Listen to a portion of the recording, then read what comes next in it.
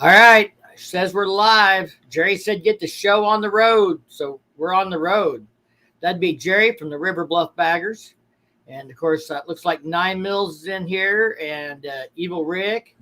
So Firecracker, my lovely co host, is here as always. I got to turn that volume off so we don't have any echoing.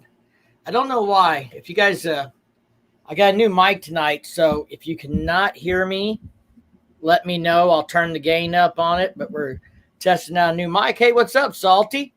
Hopefully Miss Sprinkles is with you. But yeah, I'm trying the blue microphone, the Blue Yeti microphone. That thing weighs a ton. I just got it out of the box this week. Came in while we were gone to K River. So first off, let's get the important stuff out of the way. What's everybody drinking tonight? I'm trying Crown and Sprite tonight. No Crown Apple, just Crown. So it's all right. Some more of that leftover benefit whiskey. So anyway, I just thought we'd catch up, maybe get some people in the stream, talk about the rallies we went to. We'll get started here. For those of you that have not been following along, but I think pretty much everybody here probably knows there's Hell's on Two Wheels. We did Bike Fest a little over 3 weeks ago. Then we went to Bikes, Blues, and Barbecue. And then we went to K River.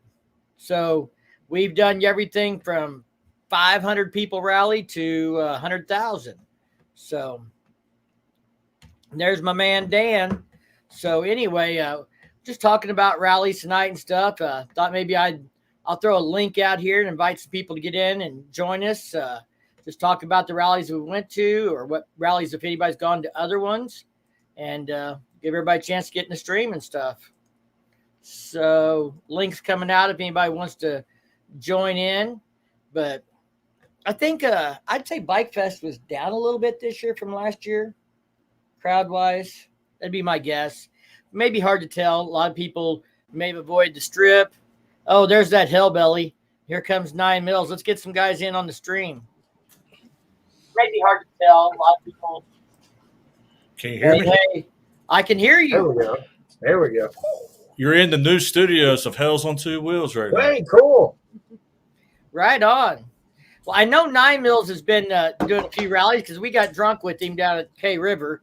I got drunk. Y'all carried me back to the tent. I somehow woke up in my tent. Hey, you didn't have to have anybody ride your motorcycle back to your camp, and you were only 60 feet from your camp. Yeah. And that didn't happen to me, but that happened. Really? Okay. Yeah. He was between me and you. Old salty cracker.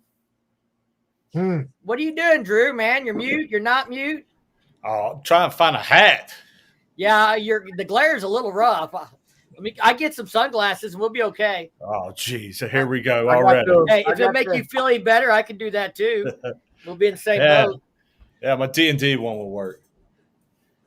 I wonder if hang on a second. Let me try that. There you go. Glare. No, that ain't gonna work. Never mind. It's that damn fluorescent lights. Well, that's okay. You're looking pretty good there, Drew. What are you using in the new studio? Oh, what'd you say? I'm working here. I said your stream's looking pretty good. What are you doing in the new studio? We have a show that we just started last Monday called The Weekend Hangover. Yeah, I was in it for a little while, watching from the side. Yep. Wanted to start doing that to get more interaction with, our viewers and everybody else. Everybody does shows, right? I'm more focused on let's get the guys from the industry that I've created relationships with, and we'll actually talk about a topic. Like this week is going to be suspension with the guys from Suspension Technology. I got, like moonshine. We're going to do a few episodes on topics, but I'm really trying to make it to where it's more non-bike specific, so everybody can join in and talk about it or find something they might need. I ordered some suspension today. What'd you go with? I'm going with progressive suspension. Same price. I gave you a Legends ride. Same Yeah, I price. didn't want Legends ride. Yeah. We'll leave it at that. But I've talked to some mechanics, and it may be bad setup, but he's had some unhappy Legends customers. So That's when we talked about it, he said, I never had anybody come back and complain about Progressive, not once.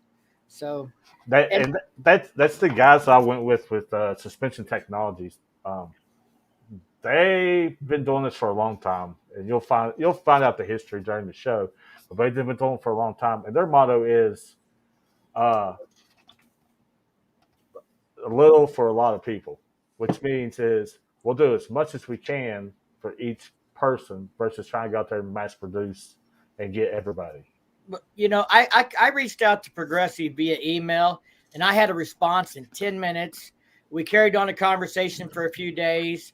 And we talked about that, and some of the unhappy customer stuff with Legends can be people who are maybe overbuying. They're buying high-end suspension, and then they don't want to retune it when they go from solo to 2-up, Right. and then they have an ill-riding bike, things like that. Me and him talked about that. Yep. My riding style, they really wanted to match me up with what I felt comfortable with and what I thought would work best for me as a overall, because I do ride solo some, and then we'll go on a long trip together.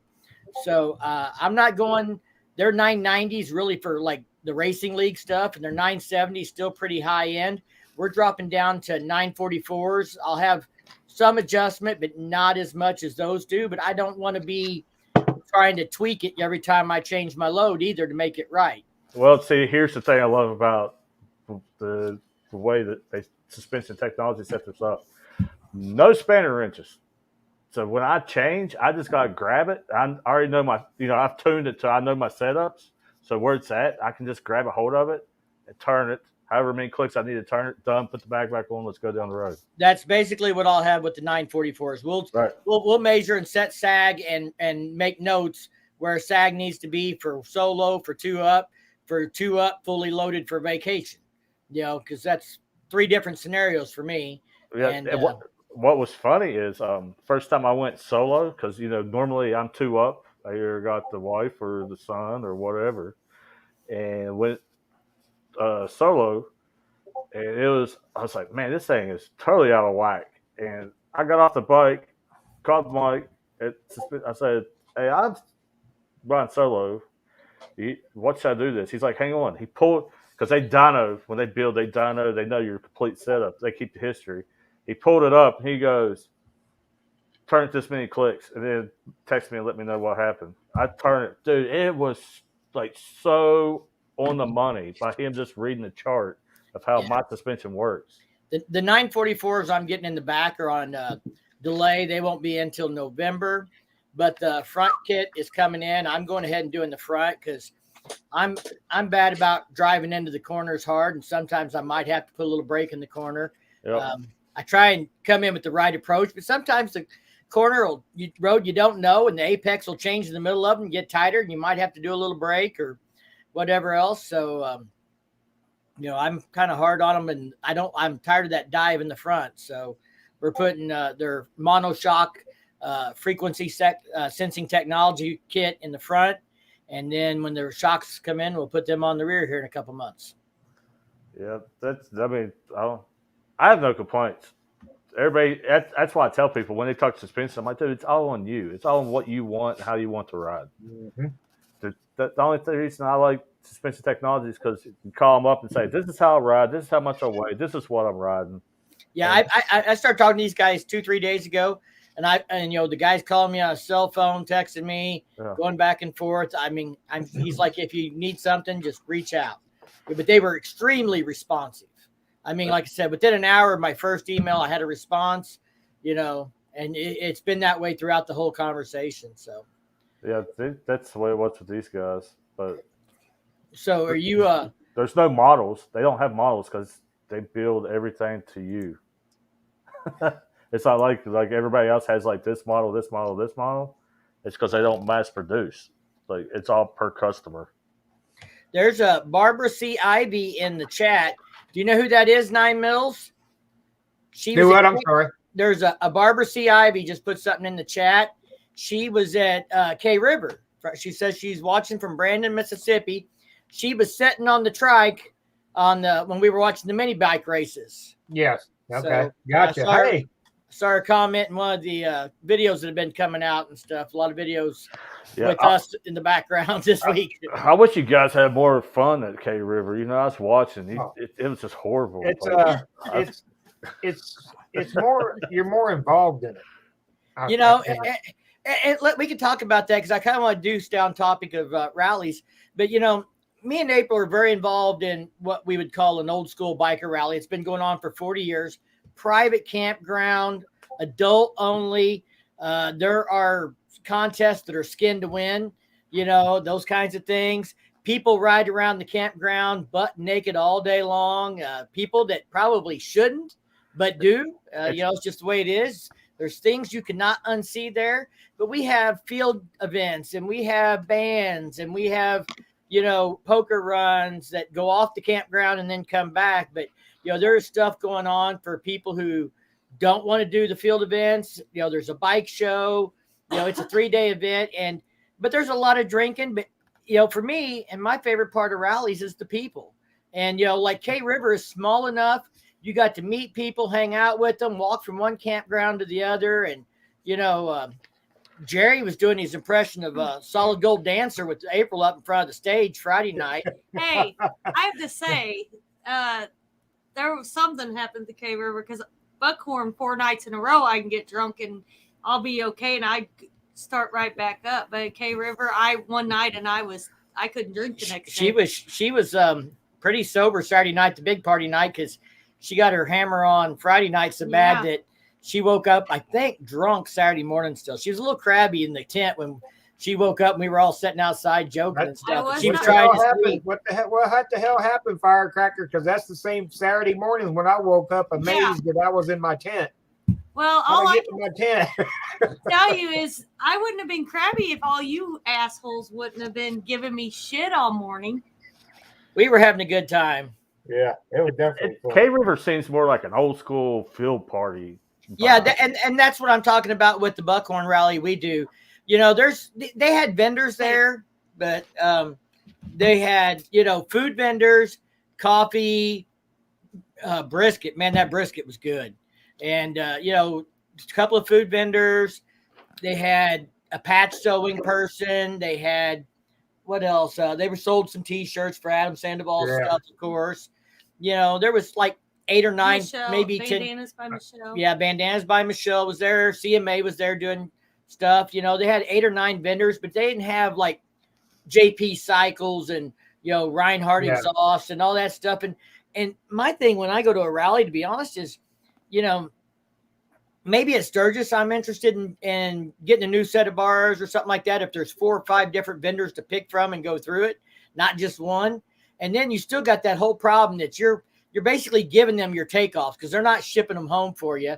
So unless you got a safety vehicle that you took to the rally that you can haul that shit back in, you know, then you got, okay, I guess I'm throwing away my seat or giving it to them. You know, it's going to end up on eBay. But, you know. That's why you watched. That's why my question was, next year, do you want to do more riding or more rallies? Because my complaint is rallies aren't rallies anymore. It's a freaking glorified flea market. Like, well, and everything's PG'd and family friendly. If you ain't got nothing better to do on Memorial Day weekend, you come hang out in the Ozarks. I promise you, it will not be a glorified swap meet. Hey, we talked about that afterwards. I was like, dude, we got to check into this because I miss going to a rally where I can just see boobies and be an idiot. Well, we have we had, I think, 1,200, 1,300 people at the rally last year. The most it's ever been was close to 3,000, and that's a pretty full campground there. That was a lot, from what I understand, a lot to work with.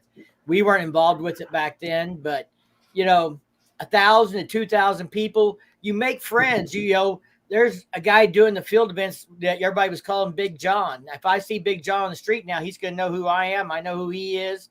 You know, we swapped stories and told lies to each other and drank beer. And I watched him roll around the hay until he gave up trying to find a beer can doing field events, you know. That's why I'm trying to work on an event for next year to put on. Just because I want to try to get back to an old school field party rally. Well, this was so much fun. I know he did it too, but this was so much fun. I went the day I was leaving. I went back to the office and booked my spot for next year.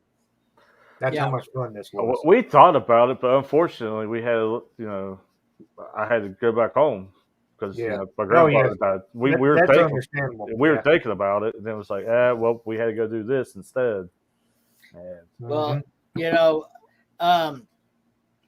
if you can make it next year, I would say make it. I think it would have been bigger this year if people weren't so worried about the weather. We didn't end up riding, but the way the time constraints were for us to get there, we were going to waste a day trying to ride and avoid the rain and everything else, or just load up in the truck and haul ass through the night and through the rain and get there and, hang out with everybody. And that's kind of why we went. We went to hang out with people, to have a good time, not to really go on any rides or anything else. We'd done 1,500 miles the 2 weeks before that.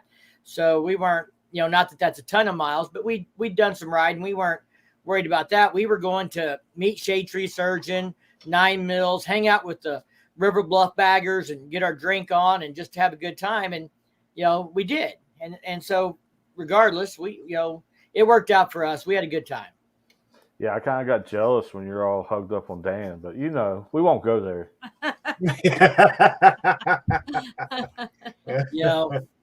Dan's my buddy. He doesn't live that far from me, and when I first started doing YouTube, before me or him, either one were monetized or big enough to be monetized, we started watching each other's videos. We knew where each other was talking offline, and I was going to be down closer to where he lived one day, and he came and met me, and we did a little video and rode around and just spent the afternoon bullshitting and getting to know each other. And we meet up at bike nights in between here and there. We've gone and done the Home Bees came from Colorado to Missouri, and we went down and met them and did a ride with them and went to dinner with them and Dan and stuff. And we have a good time. Yeah. Dan has probably the best outlook on stuff that you could ever live by. That's why I love hanging out with him. Yeah. Him and Miss Brenda are great people. Yep. Love them to death. We're gonna, he's been doing stuff off his phone, and he'll ask me a question. I said, well, you do this and that on the computer. And he doesn't do stuff on the computer, but he's going to work on that. And I don't know if they started working on it this week, because I saw a little more editing in some of his K River videos than he did in the past and stuff. But we're going to go down and hang out, and I'll show him what little I know, and we'll see if we can, get him a little more involved. But you noticed he put out some videos this week for the first time in a couple months, and they were great. I love hearing Dan laugh in the background and having a good time. And that's part of like what the message is, we love this lifestyle and we have a great time living it. Yeah. The video that I posted today, the lady posted on there that she was across the ways from where y'all were at, I guess, or somebody. I can't remember who it was, but she said she was having more fun watching me and Dan crack up and jump up and down and everything else than watching the races. So I thought it was pretty neat. Well, High Tech Redneck said he'd like to come down to Lake of the Ozarks next year. I know River Bluff Baggers are planning on coming down for that next year. I hope more people come. We have a good time there. There's some great roads around there. We just don't do a lot of riding at that rally because it's literally an hour away. We've rode all those roads. We can go do all that anytime we want. So when we go to that rally, it's more about hanging out with people we know there, doing demo rides, that kind of stuff. We did a little drinking this year, but not too heavy. We usually rent a house. We'll go out during the day and have a little fun. And then when it starts sun going down, it's time to head back to the house, and we'll do most of our drinking there. Well, you do most of your drinking. Well, yeah, you're riding with me, so you do your drinking wherever you want. See, he's got the ratchet strap. You're good to go. She don't need a ratchet strap, not even a bungee strap, man. 5 years. She has never gotten, she's gotten drunk, but I've never had to worry about her falling off or passing out. She holds her liquor pretty good. Oh, man. Didn't this last weekend. Good Lord. High Tech wants to know, will there be a YouTuber meetup? I would say the last 2 years we've done a YouTube meetup, or I've done a meetup at the Ice Hole on Saturday at like 10 or 11 o'clock. I'm sure I will do that again next year on Saturday for sure. Maybe if there's enough interest, I'll do something else on Friday. But, usually we do a couple hours on Saturday at that bar, which is a good place to hang out. Big parking lot, lots of room. You can hang out outside and drink there because it's a private lot. It's not on the street. So, the way I'll do it's like what we did this year. Here's where I will be. I will invite all the other YouTubers to come hang out and visit. I know Dan will come up because it's not that far from him. I'm sure the River Bluff Baggers are coming. They'll be there. So we'll just have to see who else we can get from YouTube to show up for Bike Fest. But I will be happy to host a couple-hour meet and greet at the Ice Hole. I know the owners of that bar, and I know they will work with me on that. Hey, speaking of, I think it was Barbara that commented on my video. I couldn't remember who it was, but she just made another comment that made me think that was her. Speaking of, I don't know that I can handle hanging out with the River Bluff Baggers anymore. Jerry got you a little drunk? Every time I've hung out with them, they've got me drunk. So Drew, we hung out with them at the World Record Poker Run at Legend Saloon and closed that down after we left the Switchback. Yeah, see, we went to the Crescent and started ghost hunting. Yeah. Did you find any ghost turds? No. Well, you need to watch River Bluff Baggers video. They'll show you how to find a ghost turd. Yeah. I watch them. I follow them. We follow each other. So, but yeah, I can't wait till that video comes out. So did you like the ghost tour? Because I've always wanted to do that. Yeah, it was a good ghost tour. The only thing is where I research stuff so much, I was kind of like, oh yeah, I know the story, or oh yeah, I know that video. Oh, see, I haven't researched it, so. But it's kind of cool because they kept it as close to the original structure with everything. So it's got that old nostalgia. There's a bunch. oh, looky here. Yep. Party's going to hell in the handbasket. Look who I showed tell you up. what, Setzer Pendants had me going today. Oh, with his ghost tours. Yeah, with a little go. I was like, oh wow, this is cool because I follow that. Then at the end, you realize he was yeah. Mm-hmm. Yeah, he got me good. He's got a whole series coming. He's been working on those. The man's editing skills are just freaking awesome. I know. So, I had the privilege of standing there with Full Throttle Hog while he done some of his stuff and some of his drone work and stuff. I'm like, I can't wait for this stuff to come out. Wow. Oh yeah. Wow. Greg went to Bike Fest this year and he said it was a blast. So that's great to hear. I put another link in the chat in case the Badgers or anybody else wants to jump in the stream. We've got room for another person in here. I know Tom's working tonight from the River Bluff boys, but we're glad to see Jerry in here. And if he wants to get in the stream, we'll get him in the stream, but he'll have to show us some of his dance moves. If you haven't seen his dance moves, go over to Firecracker's channel. She's got a little short from Friday night at the K River. Yeah. I had to run cameraman so I could film her and Jerry getting their boogie on. Oh, you're a good cameraman. You like to sneak up on people when they're half tired and start asking questions. Like I got enough footage from this weekend. I could probably make 6 videos. I kid you not. Just wow. I was shocked how much I've recorded this weekend or last weekend. I recorded a bunch, but I'm kind of got a different idea how I'm going to do K River. I'm going to try and maybe take a little different approach than I normally do. So I'm probably going to take my time with K River before it comes out. I want to be, I'm going to do something a little different than just showing you what went on. Yeah, that's what I was thinking. That there's just so much. I don't want to make a 2, 1, 2, 3, 4. Because they tend to taper off on views. So yeah, I did the mini bike. I got one of the rides, the only ride that I went on. It's coming up. And then I'll do something else with it too, and that's probably it. Yeah, I did a couple of raws, and I may do some of that in the meantime while I'm figuring out what I'm going to do for my main K River video. But I still have, I'm just finished today my video from our Friday ride with the Badgers and Ozark HD and Sinister Clutch down at Eureka.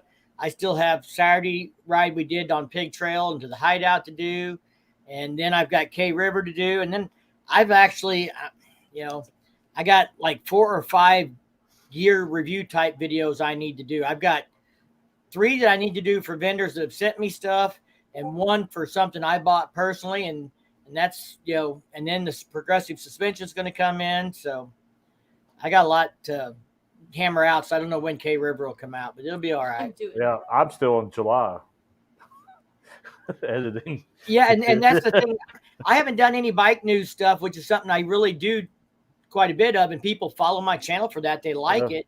And I haven't done any bike news stuff, and I got to do one on that. I really, I want to talk about what Triumph just came out with, their new 660 on the adventure side, because that's what I said Harley Davidson should have done for the Pan America, was come out with a mid-range, like a 650 that competes with the KLR, the DRs, the B-Stroms, and now the Tiger 660. So here's my question to you: since both of you or all of you went to K River, as a first-time person, as a person going to it the first time, what advice would you give them? Hang on just one second. This would during an event like this, and book right now. That's the best advice. Book right now. So the owner of the Switchback Bar, which is Andy, went down yesterday. Keep him in your thoughts. So want to put that out there. We'll definitely keep him in our thoughts. Andy's a great guy. He was down at K River also. I saw him down there. Somebody put him on video today. I did. Okay. Somebody put giving him a shot. Yeah, he was House Girls. Yeah, he was on the stage with the Cat House Girls. He was in one of my clips on the moto vlog I put today, where I was just talking about. I'm gonna do a video on K River that's not on the Stubborn America about what to know, because I had those questions before I went, and I asked them in a video, and I got good response from my community. They helped me out a lot. Like, I didn't know if there would be food vendors, or if I need to worry about buying food at the local Dollar General or some shit and cooking. Do I need to take, cookware and camp stove kind of shit, or what, And they said, oh, no, there'll be food vendors there. There's a gas station down the road. There's a restaurant, a few miles away in town if you really got to go eat. They sell beans and camp stove, like propane tanks and your lighter fluid and things like that. And alcohol. And they sell beer. Not alcohol. They sell beer. And that was another concern. So it's a good thing I packed liquor, because they did not have any liquor on the facility, just beer. But yeah, things like that are things I wanted to know that I didn't see in a video. So I'm actually going to do a video about things you should know before you go to K River, and just kind of show like what they have in the general store there, that they have bathroom facilities there, shower facilities there, maybe a little map of the camp, and just kind of say this is how it's laid out. Yeah, that's what I was getting to. Get to the layout, so when people are coming to it, they're kind of familiar about how this, when they're going into it, how it's laid out. Yeah. So where that kind of stuff, I'm going to actually do a video on that, because I had those same questions, and I didn't find a video that really addressed it well for me. I saw lots of videos that showed bits and pieces, but not here's what you need to know before you go there. Right. Yeah, that's the kind of thing I thought about at the end of all this footage I got to go through is I thought about going through and picking out like a handful of the places we like to all over the country that we traveled, and then give a ride to correlate with that place. Now, someone before, remember when I pulled up my pickup and was talking to you before we left? Yeah. About the situation. Somebody before that, when I was in the office, told me that all the RV sites have been taken already for next year. So I'm like, wow. Yeah, I don't know. We went up. We went up book 7. We went up book 7 before we left. I got 8. And you got 8. I don't know who's in 9 and 10, but I hope they like the party. Because if they want to go to bed early, they're in for a fucking shit show. Yeah. You ain't going to bed early there. No. Maybe up front. Maybe out towards the road or something like that. But you. I tell you what, here's another thing you should know before you go to K River, especially for Stubborn American. If you don't plan on getting drunk and passing out, you better pack some earplugs, because the guy in the tent next to you is likely to be sawing logs like you would not believe. We had guys going on both sides one night, Hey, Or you get up and you can wake up at 3:00 in the morning with people revving their motors and just all. I mean, they're just. It depends on it's a family friendly campground, but they tell you for this event you might want to keep your kids towards your campground. I mean, they're just so kind of thing. But yeah, especially that Saturday night when it really went going. There was I actually couldn't sleep because of all the stuff, and I knew I was leaving in the morning, so I packed everything up that night. There was no sleeping. I was the last one to go to bed at 2:20 in the morning. At 2:00, everybody else was going to bed, so I went ahead and picked up the trash and did some of that, just to do something. So I had a little less to do in the morning when we got up. Yeah, where is the preacher man? So C Customs here is Christian, I believe is his first name. Mm-hmm. Forgive me if I got that wrong, but he was down there. He was in the burnout contest and stuff, and filming when we were doing the mini bike stuff and stuff like that. So thanks for coming and hanging out with us. Like I said, if anybody else wants to get in the live stream, I'll throw the link in there again and stuff. We got room for another one. Dan said, I got a ton of video that will be up about the stubborn American. You guys will laugh your butts off. So I'm sure we will, Dan. Dan, what day is it? Hump day. That's the whole joke. We were sitting in traffic, and it was one of those waiting forever. And he literally walks up there. He's like, "You know what day it is?" And my wife's like, "No." He's like, "Hump day," as he's humping the car in front of us. Like, oh shit. Yeah. He comes up to me, goes, I have battery problems. Yeah. I need a stripper pole. Yeah, we bought a 9 Mills went out and bought a tent so big. I asked where the stripper pole was because it should have come with it already equipped. It came with disco lights in it. Yeah, it came with lights in it and everything. Dan comes up to, huh? Go ahead. I said, we travel with liquor. Yeah, I know that. I know that? Trust me. Oh, where do you book a campsite? On K River website. So somebody asked, where do I book a campsite for K River? You can book online. Now, that's another thing to know is when you book online, they'll give you a tent number. You just pick one. The map does not have tent numbers on, so you have no idea where that's at. When I asked them, they said it was first come, first serve.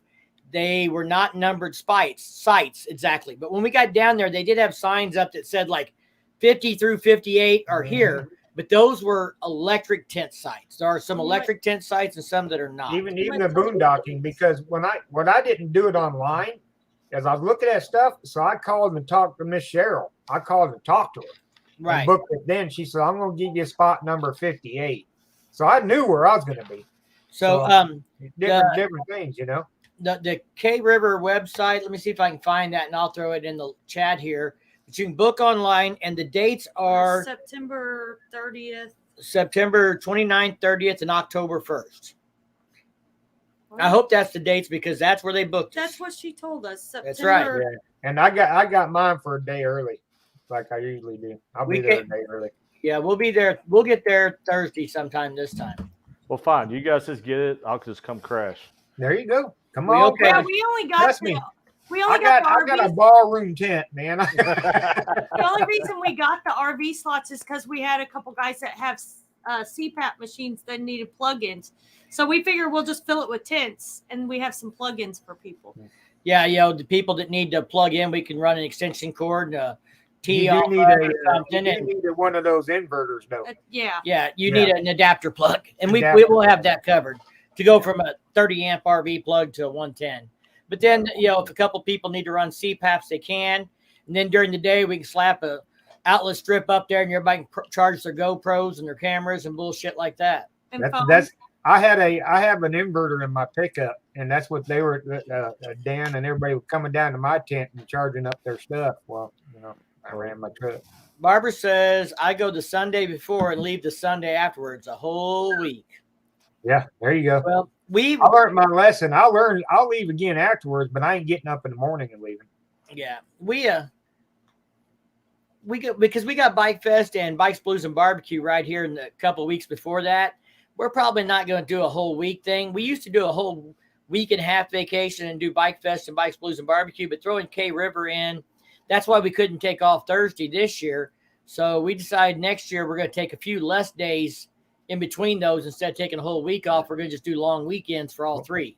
Yeah. So, Well, I got there on Wednesday, and that was one of the best decisions I made because I got to sit there with Adam, Matt, Chucky, Aaron, Dump Truck, all of them, and had quite a few beers with all of them. It was a heck of a night. well, and we may go back some other time, but for K River, you know, and if we get there a day early, I bet you we can find a spot. You know, tent camping's $15 a night. It ain't that big a deal. You know, we just if it turns out we get there a day early, we'll call them up and add a day to our reservation. And there were people this time that canceled. I'm sure next time there will be people that canceled. They said, take your chance, come on in if you had a tent, and we'll put you somewhere. Is what they were telling people. What's up, Mohawk Mike? And High Tech Redneck said, don't crash with 9 Mills. I hear 9 Mills can't find his tent. I found my tent. Well, I don't know if you found your tent. You just woke up in your tent. You know what? That's one thing, because that was the first night in that tent. I kind of woke up and went, oh, what? I'm just glad I didn't roll over and see somebody else there. Well, Christian, I feel sorry for you. Dan threatened to come get in my tent. That wouldn't have been bothering me. Yeah. Well, Christian said, I'm new to y'all because of K River, looking forward to getting to know you all. He may not be looking forward to it as much after a couple weeks, but okay. There you go. Hey, Matt, you remember this bottle? Yep. This is the absinthe from France that you get. You have to go to France to pick up this absinthe. You're supposed to be able to sing Green The real Fairies. deal. Your green screen's fucking with your bottle. Oh, Yeah. You were turning it and doing stuff with it, and it was doing weird stuff. I'm going, what the hell? He's running green screen. Wow, look at that. That's cool. Now I'm just starting to think I drank too much again already. It's not as bad as Hellions helmet. We were playing with it today. He figured out that the green screen fucks with his helmet too. Wow. He's got a transparent helmet. Yeah. But yeah, the absinthe, we've had it during the Texas Moto Meetup, and we warned some people, like, hey, don't drink too much of this. Well, they didn't heed the warning. Well, And they I'm were feeling it. I'm drinking a little Crown tonight. She's got a little Malibu. Yeah, but they showed up one of them damn milk cartons full of stuff. Or was it more than that? Like a tote. There was more than that. Yeah. There was a whole bar. We had a whole freaking bar of everything you could think of. Mm-hmm. That's how we roll. Every time I turned around, everybody out there on that deck was looking at us like, what the fuck's going on over there? Remember the ladies that were all dressed up sitting out there? I was like, oh, we're just having an AA meeting as I walked by with all the liquor. Yeah. I confiscated this from all those poor people trying to help them stay sober. Yep. There you go. That's right, Sam. That was a fun time too there. Oh, looky there, man. This guy makes a guest appearance in one of my videos coming up. I just finished editing it today. He was hanging out at Eureka Springs, but he didn't go on the ride with us. So, yeah, every time Miss Hellbelly sees anything, like he comments or anything, she's always like, Jones! Like, really loud. It's funny as crap. Like, Hey, we got another Shine drinker in here tonight. High Tech Redneck. We had Jerry brought us a little peach Shine down there on Friday night. That Yeah. might have been what got me. Yeah, that was one good. shot, maybe Two two shots. But still, I don't do shots anymore because I get stupid. what I like to do is make it's a Bud Light, and you like I always just get regular Shine and make my own stuff off of it. And one of them is I take the cinnamon sticks, and let them marinate in the Shine, and then I mix the Bud Light with the cinnamon sticks, and it's freaking delicious. That was one of those drunk concoctions that actually worked. You got a chat here from Jerry. He wants to know if you got some moonshine. I did. It is that time of the year, and I did go back home, so maybe. What's it? Maybe. Somebody had some orange sherbet. Yeah. Moonshine. I said, keep that shit away from me. We made a new friend here this summer. We did a benefit ride for a little boy with cancer. And no more than we got done with the benefit ride, and April was kind of actually really emotionally on a high, like she wasn't going to be able to go to bed. We ended up raising $14,000 for a little boy with cancer, far exceeded our expectations. And she was really emotional about it after she got done counting the money at the end of the benefit. So we went out to the bar to have a few drinks and let her relax. And we met people that had seen us go by. They just come up and talked to me because I looked like a biker and I was wearing my Riding in the Ozarks shirt. And they said, were you in that ride today? And they just moved to this area and they wanted to be involved in that kind of stuff. And we got to know with them. And guess what the guy's name was? Shine. For a reason. So we got a local Shine hookup. So I'm thinking next year I'm going to have to talk to Shine about hooking me up with the jar to take to K River. I think that's what we need to do is, like if you want to come to RV Spot 7, the entry fee is a jar of Shine. You donate to the pile and we'll all just sit around one night and drink all the Shine. One for Bike Fest, one for BBB, and one for there. Well, what's up, military biker? Yeah, the popular one last year that I had was caramel apple. Everybody loved. They're like, "Where's your caramel apple at?" They freaking love that one. You know, it tasted just like that caramel apple sucker. They loved it. Yeah, I think everybody's got to bring Shine to K River next year is the deal. What's up? Hey, guys, just drop in and say hi to y'all. Wish y'all a great weekend. Hey, Stevie, if you want to get in the chat, man, I'll throw a link out there. We've anybody else wants to get in, I've been sharing the link every once in a while. We'll put it out there again for anybody that wants to come hang out with us. Really? There's room for more in the chat. Yeah, if they'll let me on, they'll let anybody on. So come on. That's a first. Yeah. Have you ever tried putting gummy bears in the Shine? Let it soak overnight. Eat one. It will kick your butt. Yep. Wow. I have not tried that. No, I haven't either. Or Skittles. Skittles? Yes. Harley Camper. Hey, Mike. Yes, more Shiny K River is a good idea. Absolutely. Not really. Here's the problem with me and Sean. If I drink too much Sean, I just get naked. You'll be okay. You'll fit right in at K River. Fit right in. Like if I just take a shot, I'm fine. So the last time I was allowed to drink Sean, you know, I had my quart. Next thing you know, I was in the river with a case of beer, naked, floating past this concert that was going on, and just waving at everybody. Yeah, I'm fine with that as long as you're not in the river throwing beer cans at some guy threatening to cut his fucking hair all off. Yep. That's not okay. That's not the place for that. No, I'm a happy drunk. I'm like, everybody love everybody. That's it. That's it exactly. Just for some reason, I get naked. You know, do burnouts on motorcycles. Hey, I do everything naked for some reason on Shine. I can live with that. I've seen plenty of naked people at a rally. That won't bother me at all. As long as everybody's having a good time and spreading the fun and happiness and not pissing in each other's Cheerios. That's not what it's about. It's about having fun, letting loose. It should be an adult playground. That's what it should be. Well, you need to come to Buckhorn. You will fit right in there, and it's about 60 acres for you to run around naked on. Baby.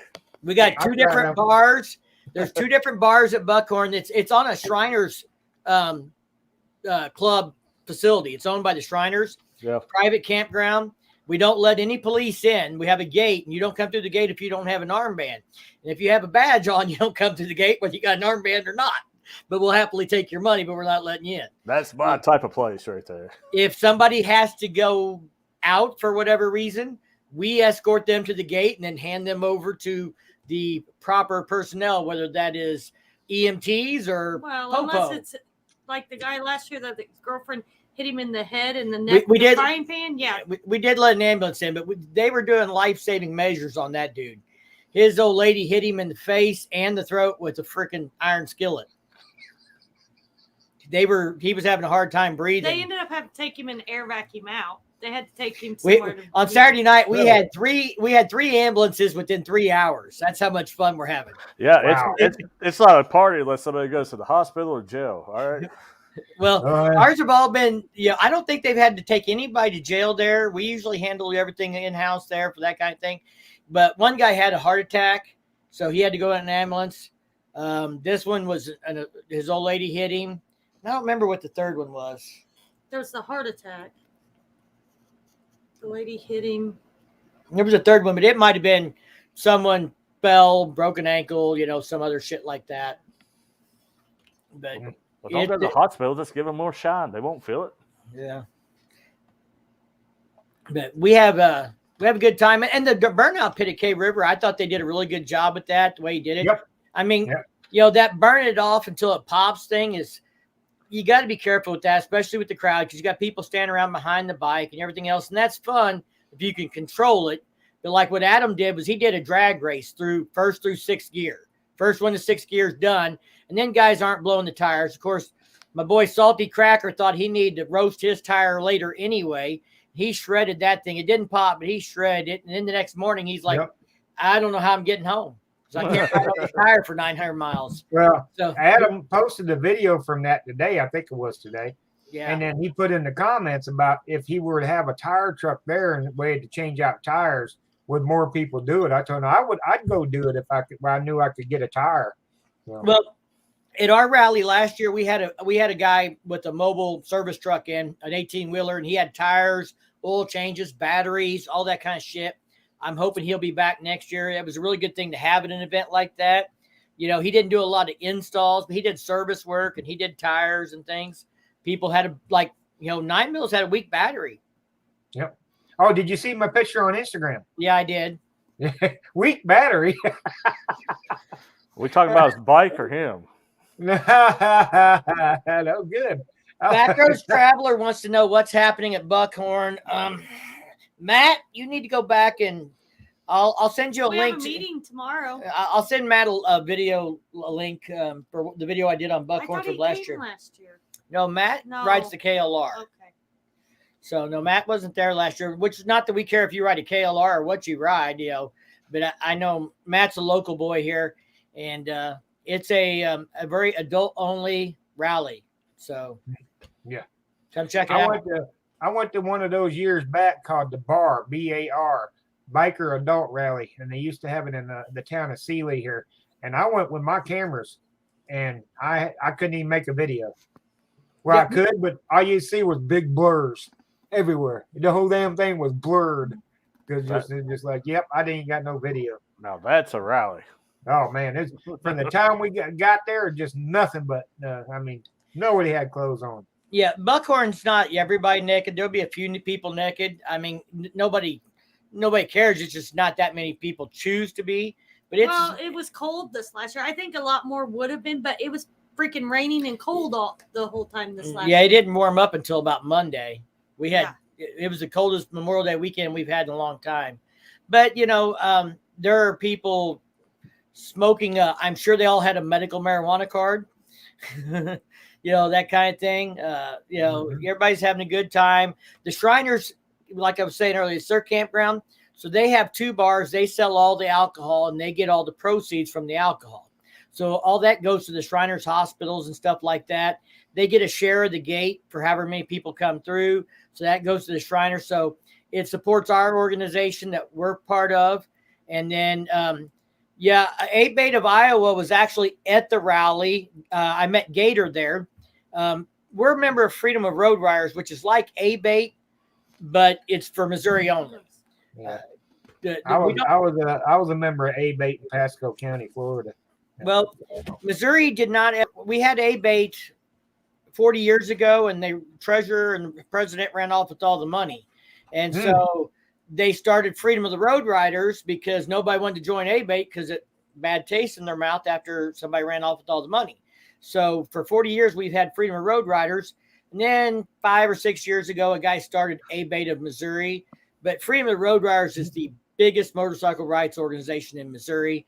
But we work with ABATE in Missouri, and we do stuff with them. And if you're a member of ABATE and you come to our Buckhorn rally, you get $5 off at the gate as a member of a motorcycle rights organization. We honor if you're in the MRF, ABATE, or FOR from any state, we honor that and you get a discount. But yeah, any chance you might come to Iowa ABATE this year? I'll be right back. We might. It just depends. I've got a daughter who's a senior, so during the school year, that's a little tricky for me. Still, one more year. It's my last summer with her before she goes off to college. So this year, I might or might not make it. Just depends on what weekend and how that works out. But we'll be doing more of those kinds of rallies in the future as I have an empty nest after next year. Thanks, Barb, for coming and hanging out with us. It was great to meet you at the K River. I guess nobody else wants to get on the camera. Everybody else is camera shy. Well, my ugly mug gets on here. I don't know why they're camera shy. Well, I put the link out there. I'll throw it out there again. I thought maybe Stevie from the Military Biker or the Badgers or somebody might get in there, but none of them have jumped on it.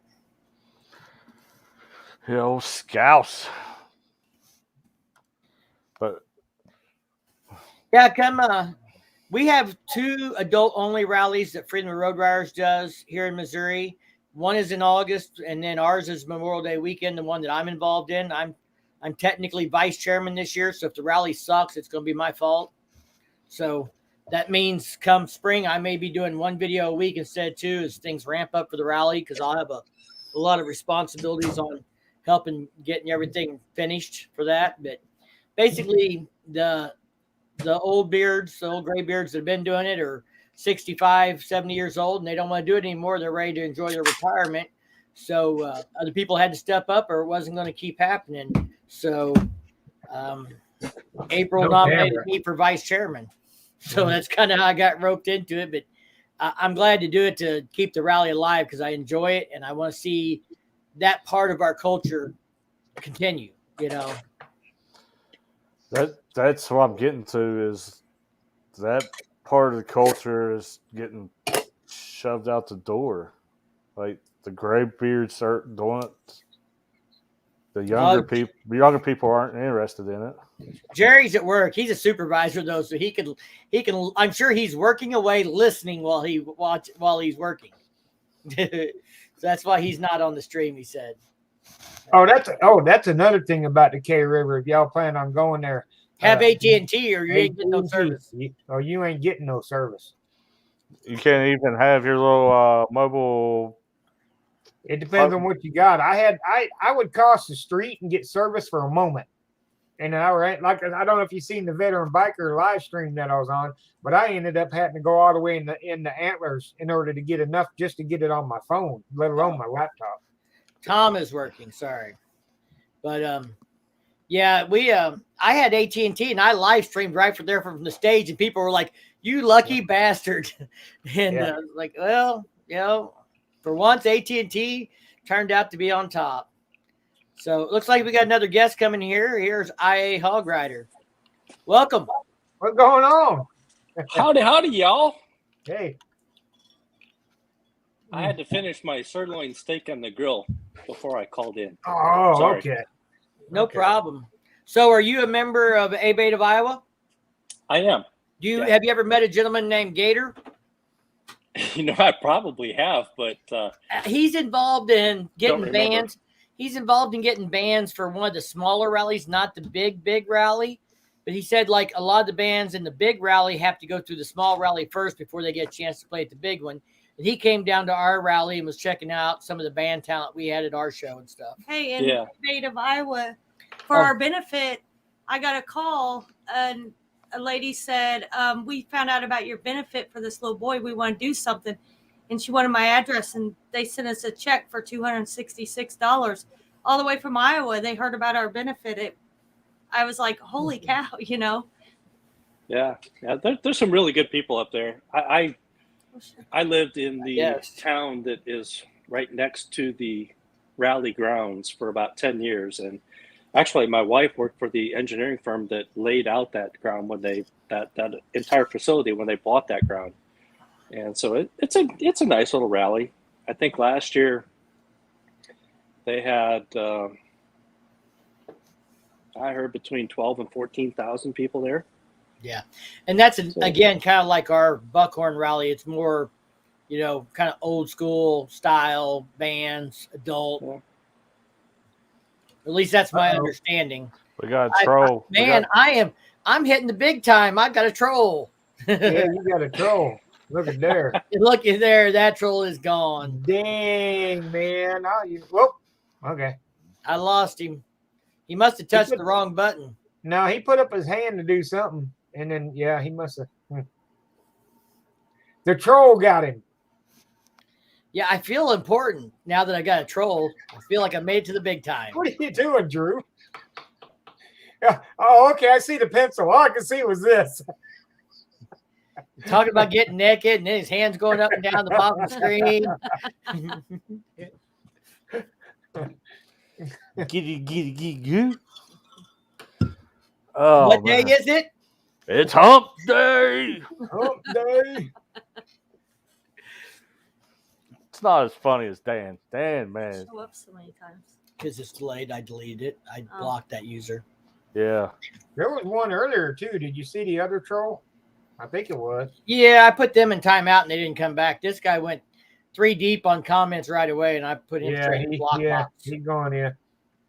Well, you're lucky. Wow. I only have one troll, and he's on Facebook. He's back. You touched the wrong button? Yeah, I hit the wrong damn button. We saw you reach up to the screen and there you were gone.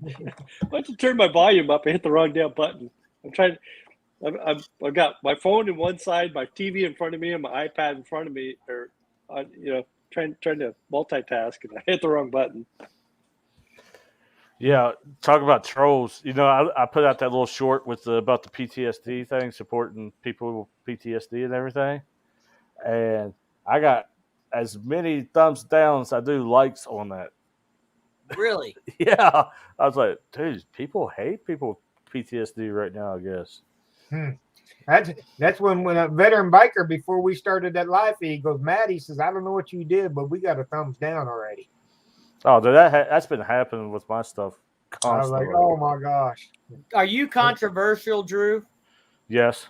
You want to talk about clubs? But I got a guy on Facebook, whenever I post something on the 9 Nose on 2 Wheels Facebook, he always come back and go, that wheel, something like, that was a 20-minute waste of my time or some shit like that. And I just ask him for his address and tell him you'll mail him a full refund. Yeah, there you go. Then you mail him a bag full of dog shit. I'm wearing some swag.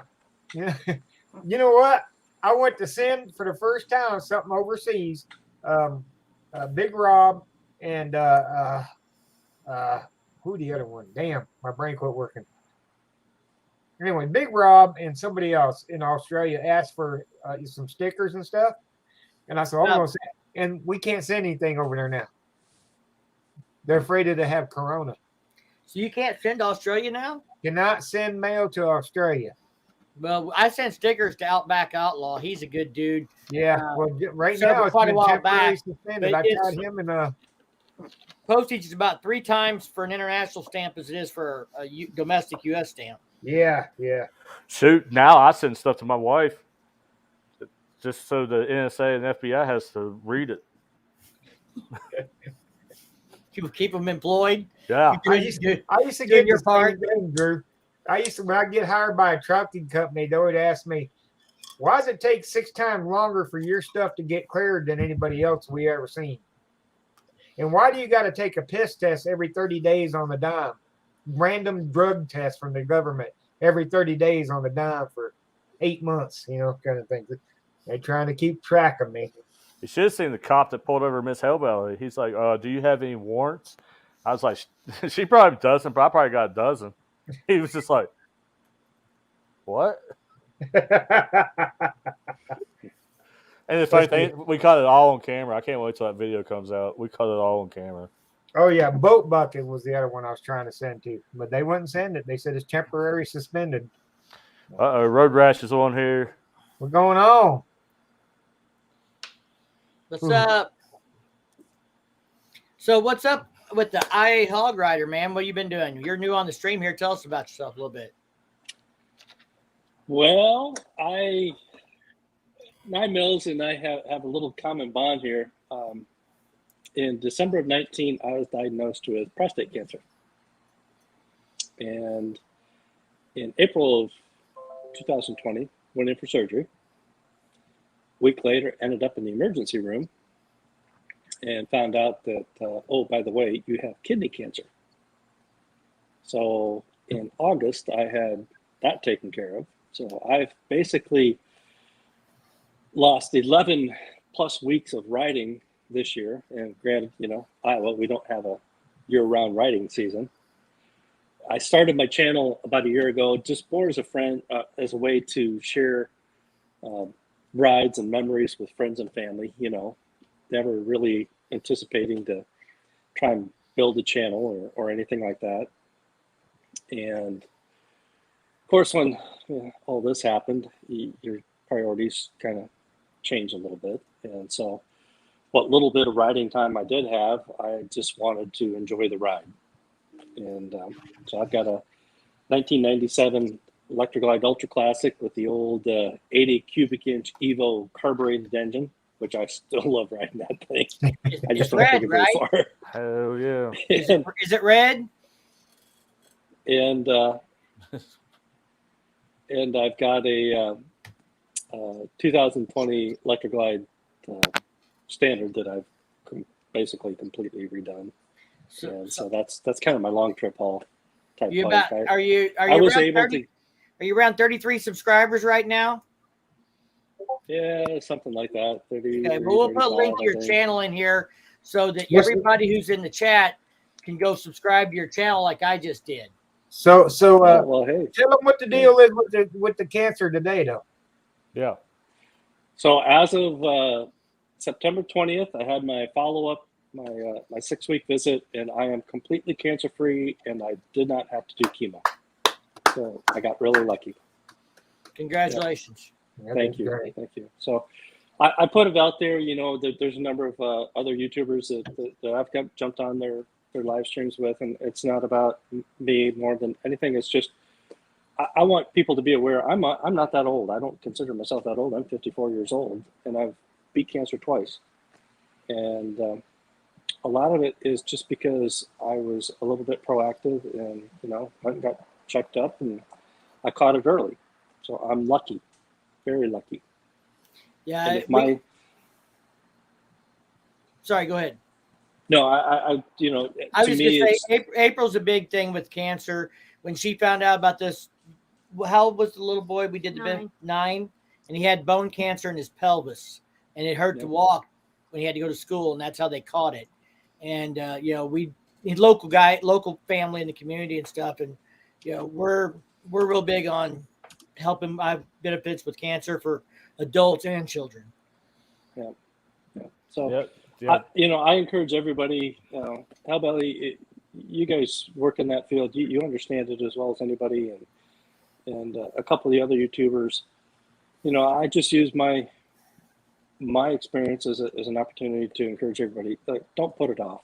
I felt fine. I didn't feel like I had anything wrong, and I'm just an old farm boy. If it's not bleeding or bone sticking out, you don't go to the doctor. But it was one of those deals. My daughter works at the hospital. She's like, you need to get a wellness check. I'm like, what the hell is a wellness check? Oh, it's a physical. Okay.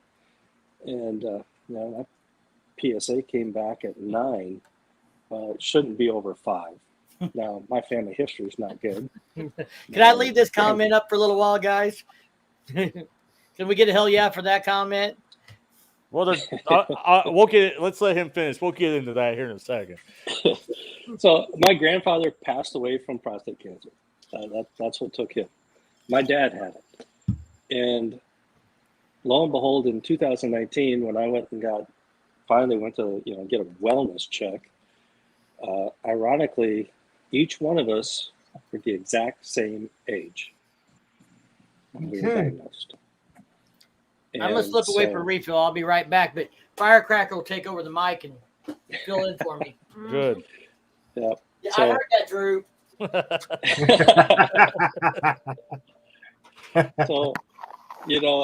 I really feel lucky. I haven't done a whole lot with the channel this year. I was able to get a couple rides in with family, my cousin and my nephew. They all ride Harleys, and so we did some rides. I'm going to put some.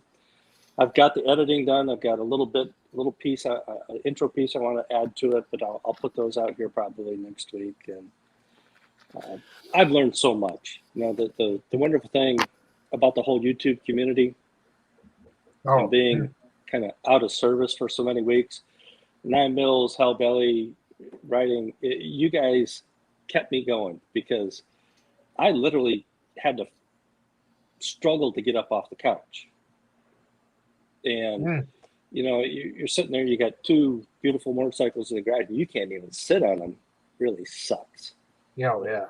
And so the support I got from the community of YouTube, even though I've never met you guys and gals, and just being able to enjoy what we all enjoy kind of vicariously through you was huge to me. And so, I had great plans. I learned so much over the winter months. I look back at the first few videos I put out last year. God, they sucked. They were terrible. You got to start somewhere. Yeah. My first video, I looked at my first video not too long ago and like, oh my golly, did I actually post that? Wow. So, I this year is what it is. I just wanted to enjoy what little bit of riding time I could get here, because even though you had a weekend off, the weather might not have been great. And so I got a couple of nice rides in and got some footage and was able to put something together. But I'm looking forward to next year. That's where I'm at. See, you're like Matt. That's why I'm always like, Matt, you need to get out there and tell your story and put your stuff out there, because you overcame something and you got a new perspective on what you like to do. Mm-hmm. All right, because I'll tell this: the better half of our channel, the better looking half of our channel, she's also a cancer survivor. Mm-hmm. All right, that's why you see her do crazy stuff like, I'm going to learn to ride this big motorcycle and drive it up Pikes Peak, because she's been through it and she knows that stuff can happen and tomorrow is not guaranteed.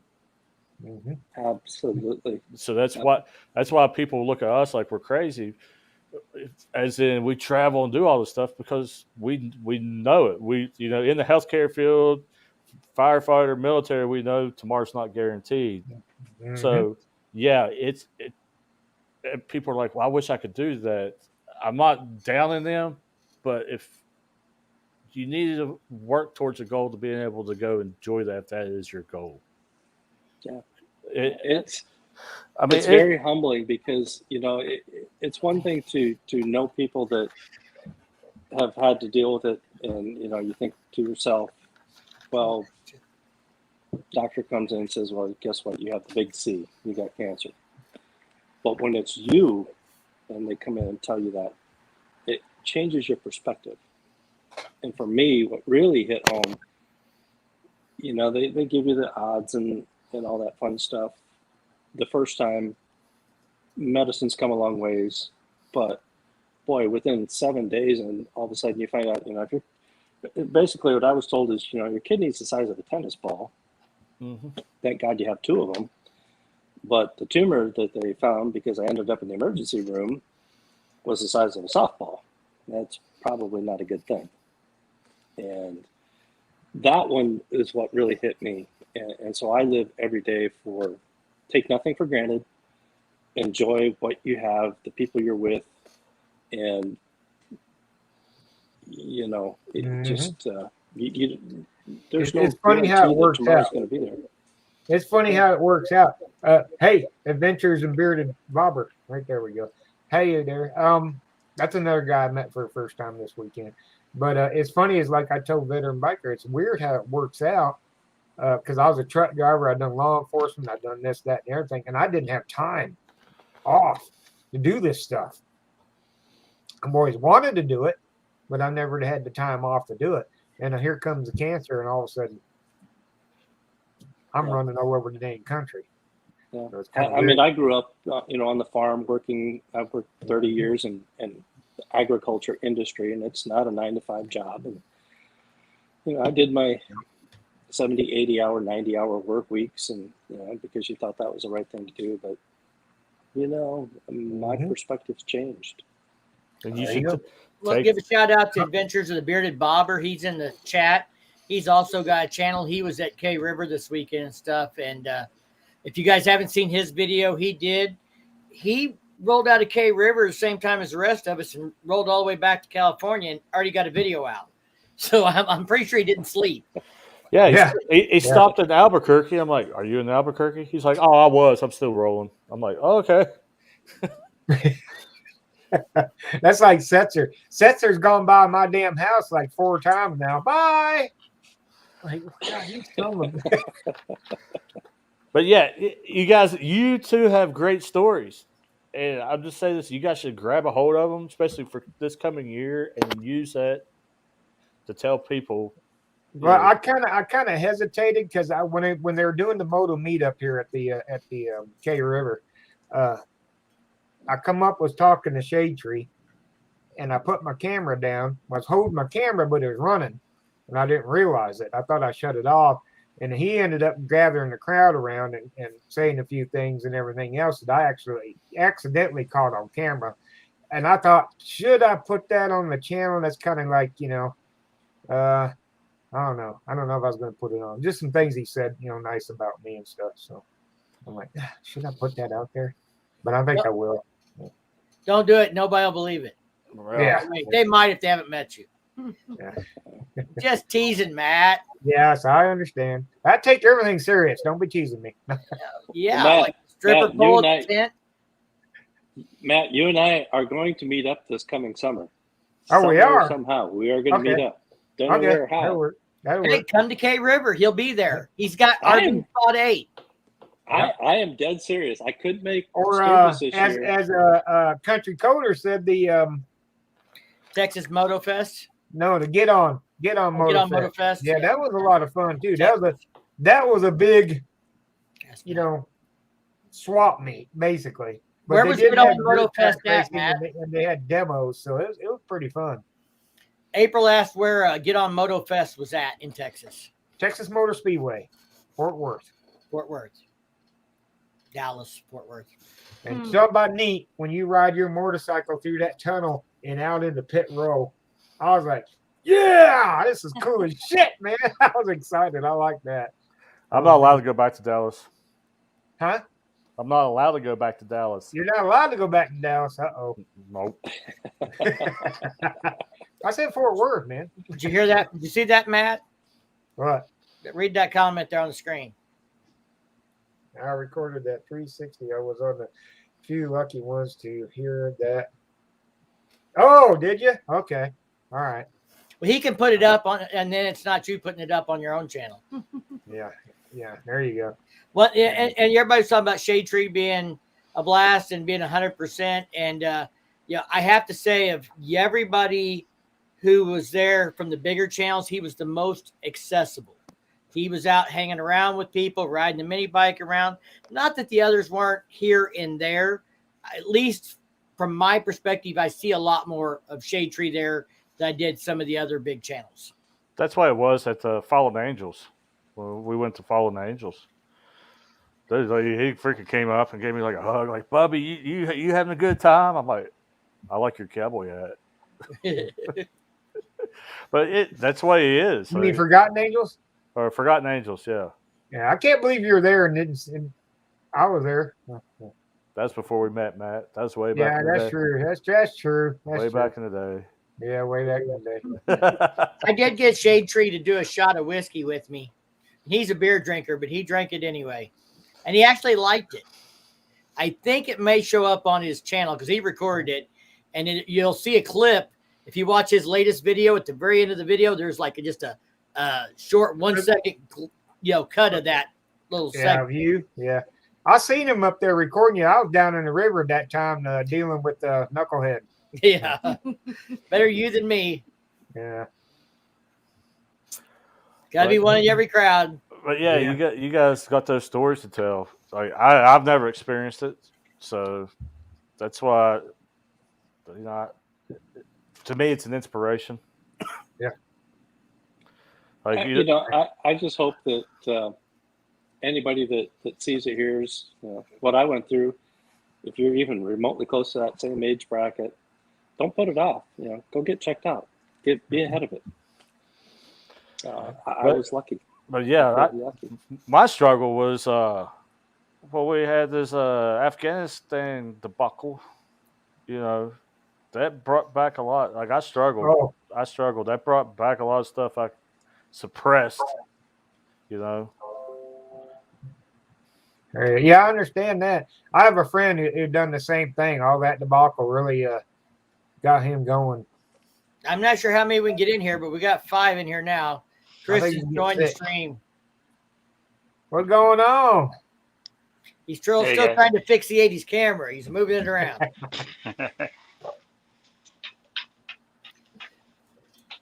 Yeah, he was doing some burnouts there. I seen you today.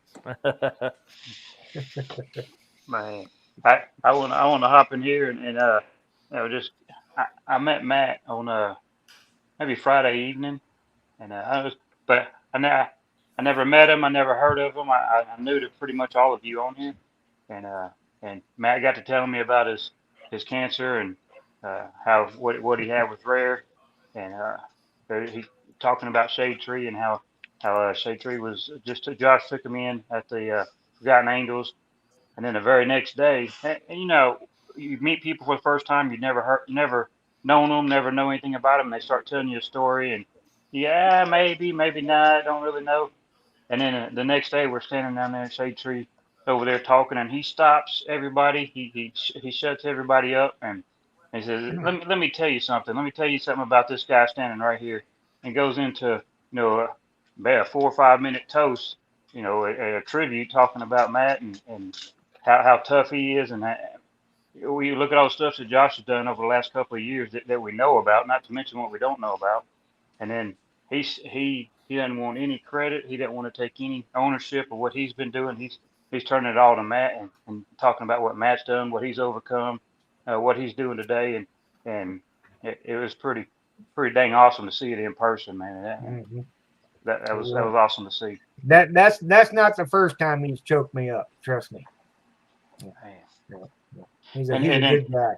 With Josh, we checked out about 11:30 that evening, and he was feeling pretty good. We left. Well, we got up the next morning about 7:15. We were cooking breakfast at the campsite.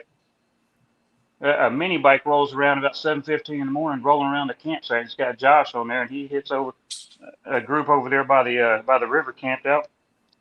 He got some shiner box in his hand at 7:15, and talking to everybody, having breakfast with him first thing in the morning. I don't know if he ever went to bed that night. He might not have. Yeah. But yeah, he was very accessible. He was. He didn't spend all his time up in the VIP section. He was down hanging out with people and stuff, and that was real cool.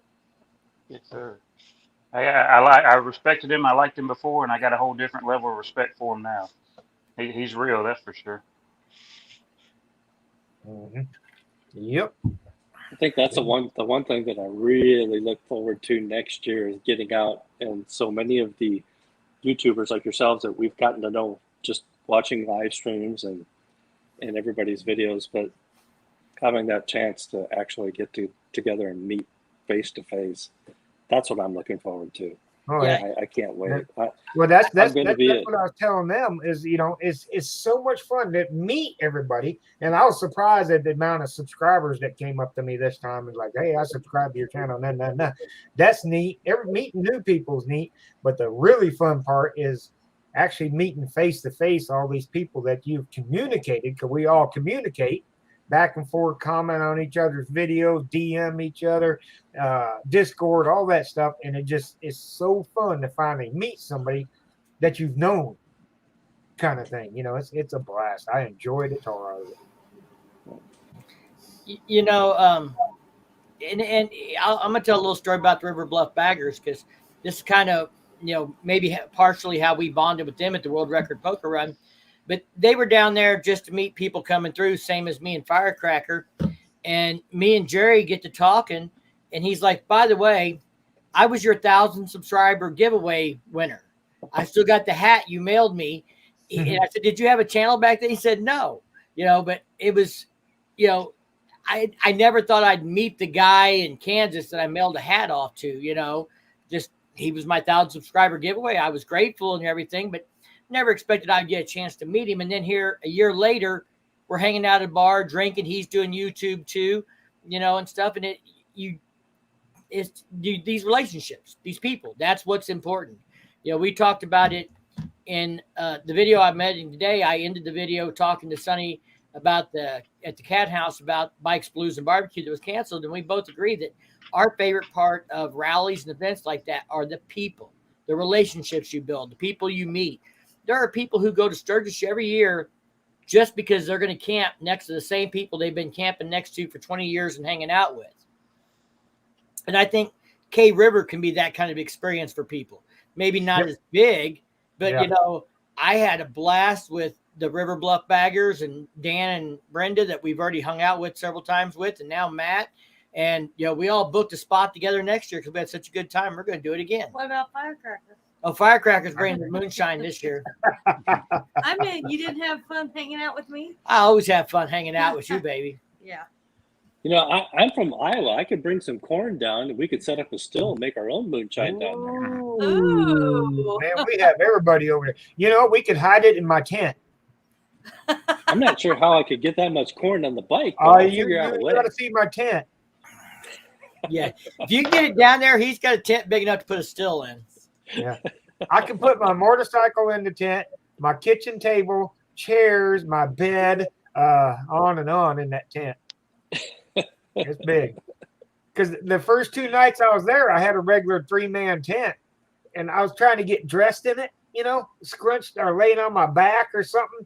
And then I'd unzip the door, and I'd stand up to see if anybody was around with my pants around my knees, right? So I'm standing out, and I'd pull my pants up, right, to make sure you see if anybody sees me doing it. So the second night, I told them, I'll be back after a while. And I went all the way to Paris, Texas, and I bought a tent. And when I flopped that booger on the ground, they come running. They set it up. I didn't even get a chance to set it up. Man, it's big. It is big. So somebody asked the dates for K River for next year. So K River is the last Friday in September. 29th through So it'll be the 29th, 30th, and then the 1st of October. What you doing, Drew? Now, Jerry said Firecracker can dance. Do you guys want to take him at our word for it, or would you like to see a video? I cannot dance. I think I can dance. She can sing too. I got her on video singing. I didn't know I had her on video. Every time she sings on YouTube, we get demonetized. I ain't got her on Not video. demonetized, I get a got her on my copyright phone. strike. Welcome back, Drew. Well, I'm sorry. Well, video's worth 1,000 words, right?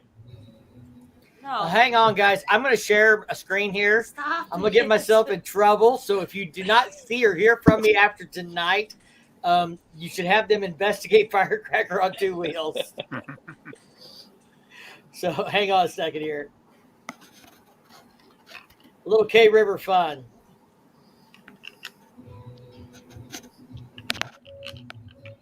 You did this? You handed me your phone, and I did this with your phone. I thought this is the one I did. Well, you might have started, but you handed me the phone, and then I took over. This was the band playing on Friday night, but don't worry, we'll get some dancing action here in just a second. Oh, God. There's the River Bluff Baggers.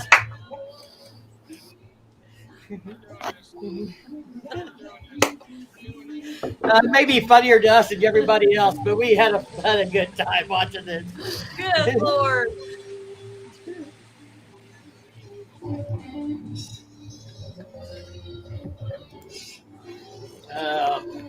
Okay, that's enough. That's enough. He says that's enough. That's enough. I was just getting into it, man. Come on. All right, my turn. Hang on a second. Firecracker on two No, wheels. God. Just go check her video out. You Stop. can watch more of that kind of stuff there anytime. She likes to do short videos like that. She has fun just doing shorts. Now he's gonna put my video up. I'm off the camera. Matt's looking it up right now.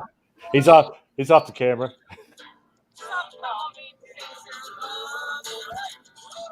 That's Firecracker singing right there. Oh hey, That was up at the clubhouse. God dang, guys. I'm bringing my guitar, man. I want to pick a little and you can sing.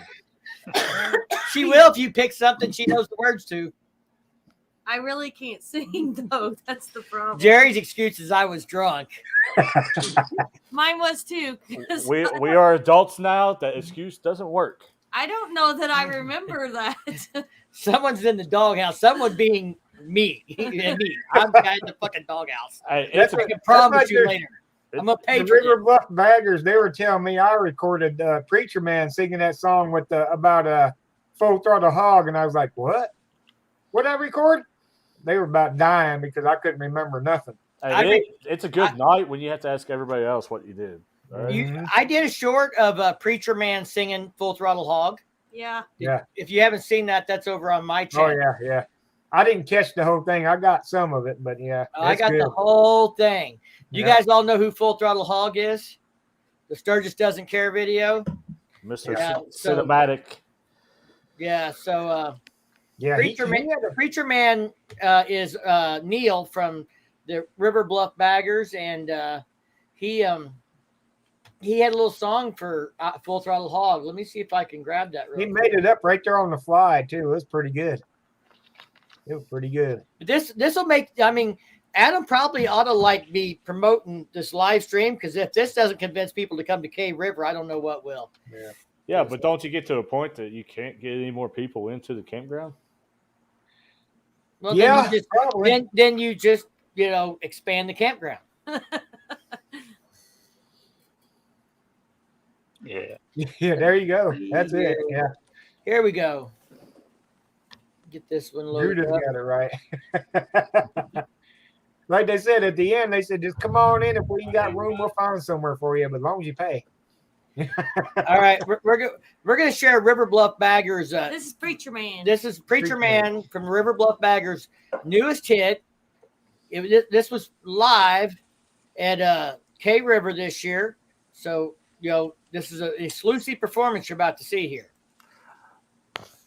Live at K River. I hate riding in the rain. I hate riding in the fall. But I really wish I could ride with full throttle hog.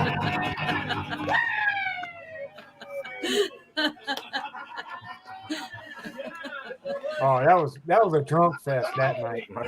Wow. World premiere. Yeah. My done life. It was full. I would say not quite full, but it was. I think the weather scared a bunch of people off. Oh, okay. I was making sure we knew what you're talking about. We were talking about a big full throttle hog, and then you said full. Oh no, he asked the question, how packed was it? Okay. Yeah, and there was Hey, room. there's Preacher Man, and you've got to rename your handle, bro. It's not Neil no more. It's Preacher Man, River Bluff Baggers. Everybody who's there is going to know you as Preacher Man from now on. Hey, that sounds like you could LP title, man. He Preacher got Man. he got a new road name right there at K River. Well, there was Wasn't also Ryan another from guy Full there. Throttle Hog. He actually spent some time in Nashville to try and get a record deal, didn't he? Yeah, he did. He He was talked about playing and that. singing. I have a video of him playing the guitar, but I promised him I would not play it, so I can't Yeah, show same here. Yeah. it. Yeah. Well, shoot, They were everybody's real bringing drunk. guitars. I'll bring my drums. We'll There you go. we'll party. And there's a guy the night before when it was raining a little bit. We were in the pavilion, and a guy and he was on this video too. Was Randall Rides, and he's a songwriter, and he was writing his own stuff. It was pretty damn good. He's got a song about the Pan American, or not Pan America, Panhead. Panhead. Panhead. Yep. I've recorded some clips of him. He's got a little channel, so he's camping somewhere out in the desert, He might be headed Drew's way because I think he was headed west when he left K River. He's going to be at Forgotten Angels. 150 subscribers roughly is all. It's Randall's Rides with a Y. And but he came down to our campground one night after we all got done at the clubhouse right after Preacher Man's debut album. We went back to the camp and he come down and played for us for like an hour and just hung out and drank and had a good time. Yeah. He'll be he said he's going to try. He's going to be at Forgotten Angels. He said. Well, that's not too long from now, is it? No, less than 2 weeks. Yeah. Hi everyone, my name's Edward. Yeah, that's why it seems like I'm busy because, like I said, didn't have no service there. So I get back, I'm trying to catch up on videos. Plus, I'm downloading a butt ton of videos, editing videos, and then I'm running out trying to get ready and get my treatment in and all that stuff to go to Florida. I'm like, golly, it's been pretty damn busy. Yeah, do that for 23 days. Yeah, we were out for about 15 days between our vacation and I got you, man. K River. We were home basically 14 days out of 32 or something like that, and so I didn't watch anybody's videos. So now I'm trying to make it up to everybody that supports me that has a channel and watch their videos and comment and still put out content. And it's a chore. Yeah, I'm jealous of all y'all doing that stuff. I mean, especially Drew and Crystal does that, and then Desiree. I wish I could do what Desiree did. I wish I had me a little toy hauler and all that stuff. So, and if you don't know who Desiree, Win Road Therapy. Yeah. There's a link to Randall's channel. I'm sure he'd appreciate it if anybody wanted to go out and watch him. He rides his motorcycle, sings his songs, goes fishing, but interesting guy, and he's another small YouTuber just kind of doing a raw thing and making his way. A veteran. He's a veteran also. And you guys all paid him not a bunch, but you guys all paid him to come back to our campground that night. Well, we paid him as a starving artist. We thought he could use a little money to play songs for us. So we bribed him to come to the camp and play for us. And then when we got there, he's like, I don't need any money. You don't have to pay me. And we all insisted anyway. Then he had that gig too. They had him go to Chuck's, invited him to come play at Chuck's. And he went there and played. And he told me when he got back that he made a little money at Chuck's. They insisted that he take some money once he played at Chuck's. Well, that's good. You guys are tipping. I already got my plan for next year. I'm going to drink me some moonshine, and you got to pay me to keep my clothes on. You ain't even have to pay for camping there, huh? You just pay me to keep my clothes on. That's what you have to do. Let's see now. Now, how about you got the drums, right? Yeah. You're a drummer. And Blacktop Devil plays bass. And Ryan plays guitar. And Rides, he plays guitar. I'm thinking, there's a YouTube band in here somewhere. There we go.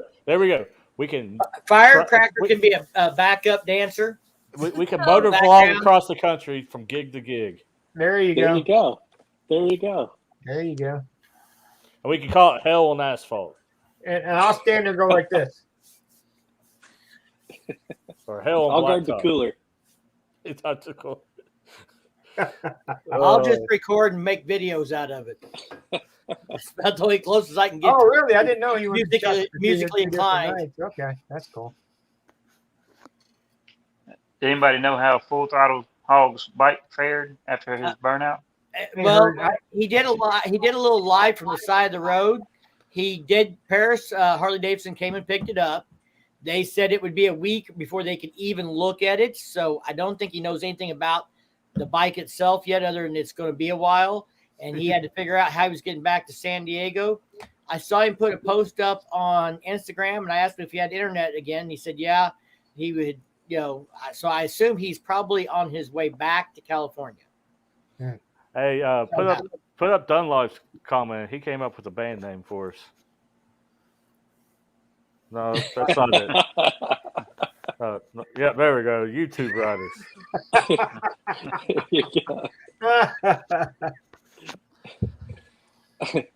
Your first hit single will be Riding the Storm Out. I can see it now. No, there you go. First hit. The next hit is going to be getting Hellbelly out of jail. We make jokes of it, but like we went home, and me and old friends, One friend has a bar in the middle of the biggest city in West Virginia, and I just happen to be having fun. And next thing you know, here I go, burn the tire off right past the cops sitting in the main road. Didn't think twice about it. They're like, everybody's like, he's still the same guy. And then, of course, they can't give you a ticket unless you're stopped. So I just kept going. Well, if you get thrown in jail in Missouri, give us a call. I know 3 or 4 bail bondsmen. I got them on speed dial. They ride motorcycles. We can get you a hookup in Missouri. If you're out of state, I can't help you though. Was you able to check out the audio when I punched it up on my bike, or have you not watched any of that? No. No. Riding in those Ozarks. The audio. When you did the hammer on it. When I got my bike running and Ben decided to record me trying to punch it up. I do not know. I've not seen that footage yet. I haven't come across it. All right. Yeah, loud ass V-Rod you ride. Shit, it surprised me. I punched it up and brought it up off the ground in the dirt. Oh, was it messed up? Yeah, it surprised me. I wasn't expecting it to do that. Hey, did you figure out where those extra parts go from when you loaded it? Yes, it is part of the tank. It is part of the tank. I was loading my damn bike up at 3 o'clock in the morning while the DJ was still playing, and I had the trailer ramp at the wrong angle, so my bike hit the bottom of the trailer when I went up the ramp, and there's parts laying there. Uh-oh. Oh, dude, that happened to me on a V-Rod. Like I was riding V-Rod, and we were like in a group. I was like, screw this. They're all stopped in that area, and there's just like this old concrete road. I'm like, screw you guys. I'm going to go up front and park at the bar. So I'm going around, and I'm kind of looking. Well, I turn back, and there's like a 4-foot drop-off. Oh, shit. I ride that V-Rod off that 4-foot drop-off, and it's like I basically rail grind off the drop-off. There's crap laying. Everybody's like, hey, I think this belongs to you. I think this belongs to you. Yeah. Well, it was all plastic, so I thought maybe it was the fuel tank. And hey, if the fuel tank ain't leaking, I ain't too concerned with it. Huh? Well, the fuel tank's underneath the seat. I think this question's for you, Hells. Right there at the bottom, though, at the frame is where there was plastic, rivets kind of thing that hold it to the frame. The fuel tank, it broke all those off. So Hells, High Tech Redneck wants to know what the biggest city in West Virginia is. Morgantown. Charleston. Morgantown, really? Okay. Yeah, because you got all kinds of businesses. Charleston's the capital, but you got the university up there. You got all kinds of businesses up there. A lot of governments up there. Yeah, that's like Missouri. Jeff City's the capital, but that's nowhere near the biggest city. There's at least 5 other cities that are bigger. There's 3 other, not counting St. Louis or Kansas City, probably. Mm-hmm. Yeah, everybody thinks it's like Charleston because it's the capital, but it's not really, because where West Virginia University is a huge school and it's in school right now. So, there's all kinds of people. Like, it's crowded. But Paul M wants to get a bike, so he posted earlier that hopefully next year I will stop watching videos and be riding all over.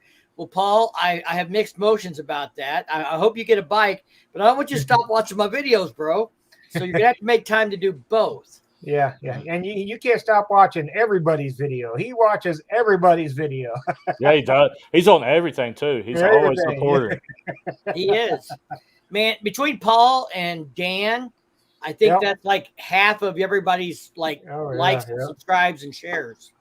Now here's the thing I've kind of ran into lately is we've gotten a lot more busy with working on what's coming next year, editing videos, still trying to do videos, the show, and I feel bad because I don't have as much time to sit around and watch and support the people that I like. Mm-hmm. Mm-hmm. Here's something I heard very early on. I don't know if very many people in here know who Memphis Mike is. He's a Goldwing rider, but he caught one of my videos early on and messaged me, and we talked a little bit offline. And I said something about watching videos, and he says, at the time, he said, I spend more time making videos than I do watching videos. And you have to, at some point, decide which one you're more committed to. And that's kind of where I'm at. I spend more time making videos than watching videos. I try and make time to watch videos. But when I take time to watch videos, that's because I'm choosing to not edit a video, because I could edit 10 videos right now if I had the time.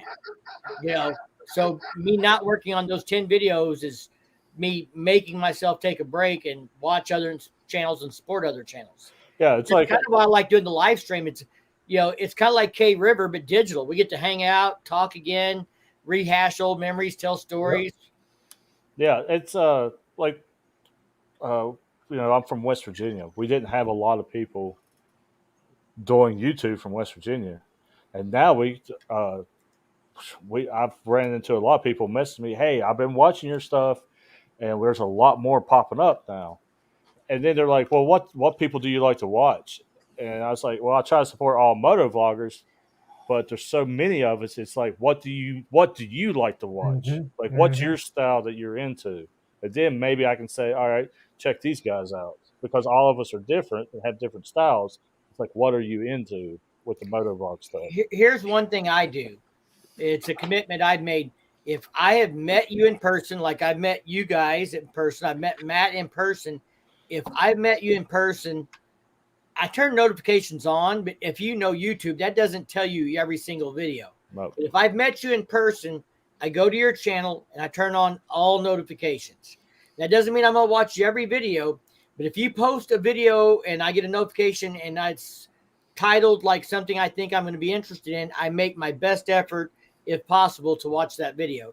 I want to support you, everybody, but the fact is, I can't watch everybody's videos, and I try and support the people that I've built relationships with, that I've met in person, that I've talked to. And those kind of float to the top. And it's nothing against anybody else or talking about how good or bad they are. It's not a matter of this person makes the best content.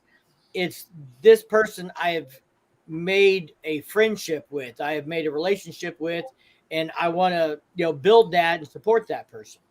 That's the same thing here. If me and you have a good rapport, I'm going to watch your video first. Especially if it's just something I'm like, oh, I want to watch that, kind of thing. But if I know you and I know how good your videos are and everything else, you're going to be at the top of the list for me to watch. Well, see, that's where after this trip, my mindset kind of changed with that. I don't expect other motor vloggers to watch me. My stuff to be more towards us, and the other people just likes to watch YouTube, because I understand how much time it takes to do this stuff. Yeah. You understand what I'm saying?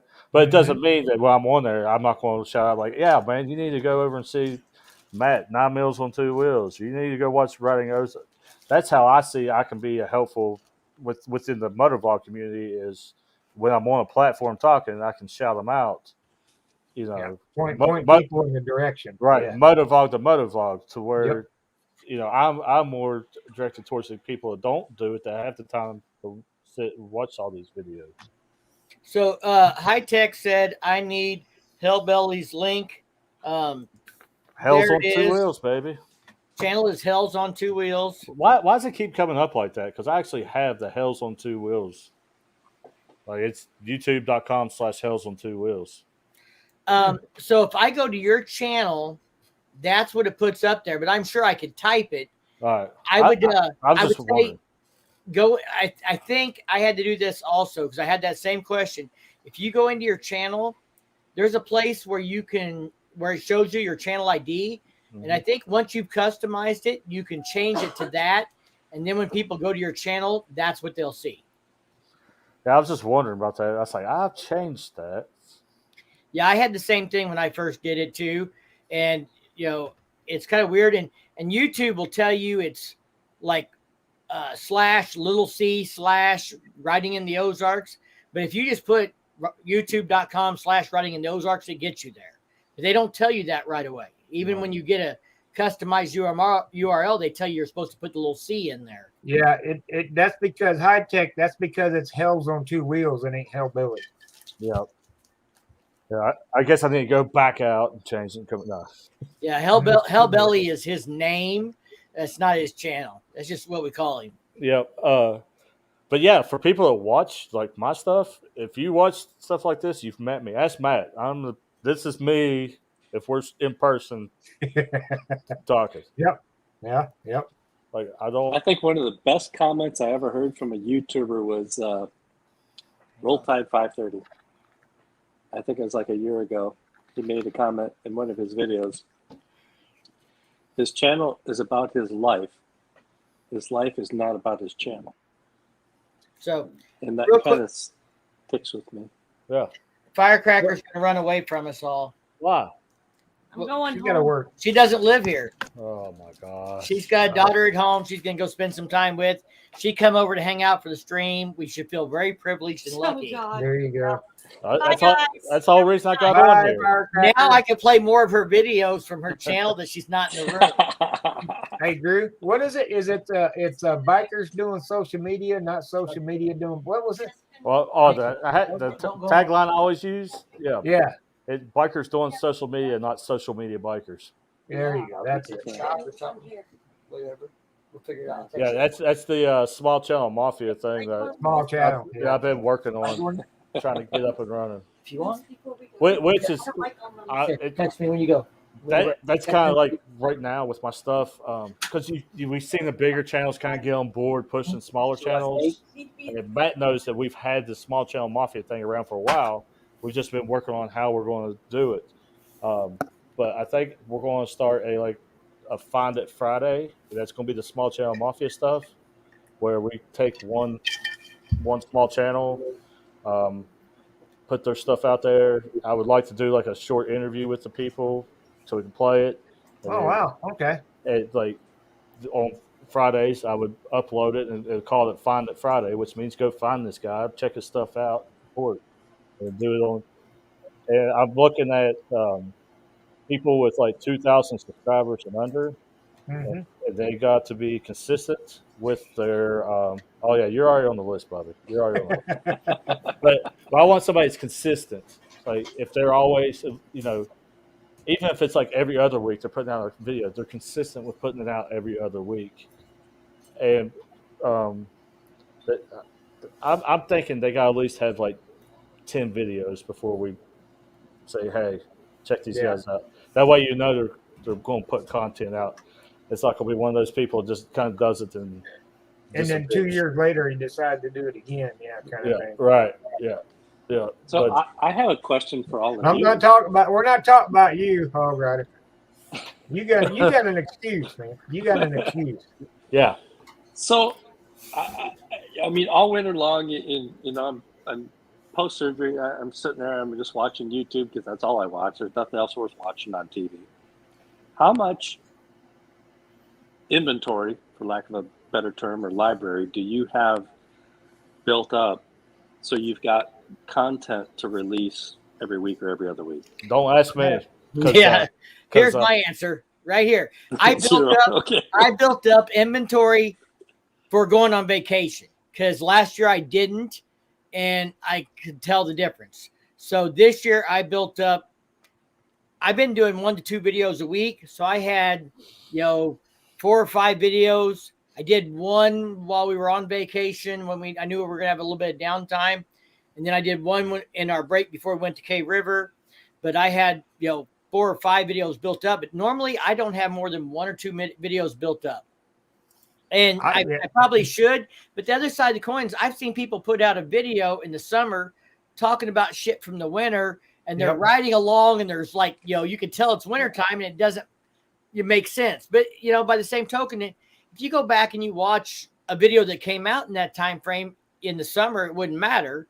But, when it's a new release and you're like, this is 4 months old? What's going on here? Hang on. I'm still in July, releasing stuff from July. We're going to talk about that? You're just rolling back. You didn't build it up from the winter and release it then.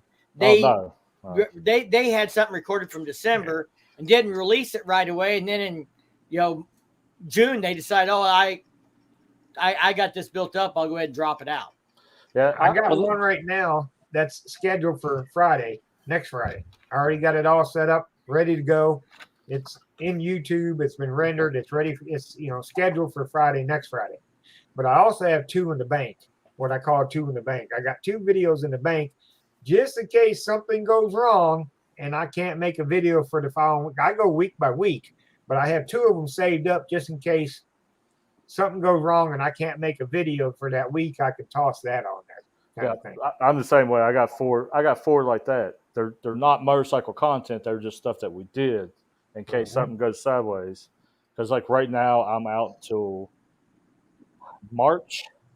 I'm trying to get out until April before I start doubling up twice a week. And I'm still at 1.9 terabytes of footage.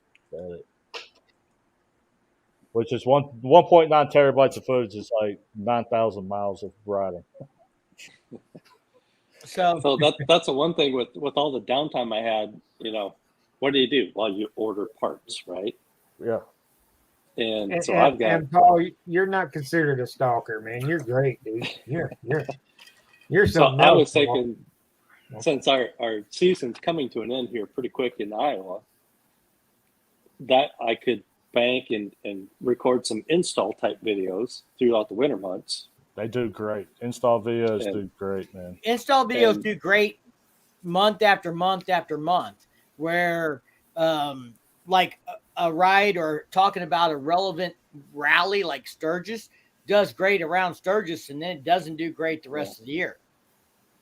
We'll see. The only problem is I got to take all the damn parts off so I can record a video putting them back on. But oh well.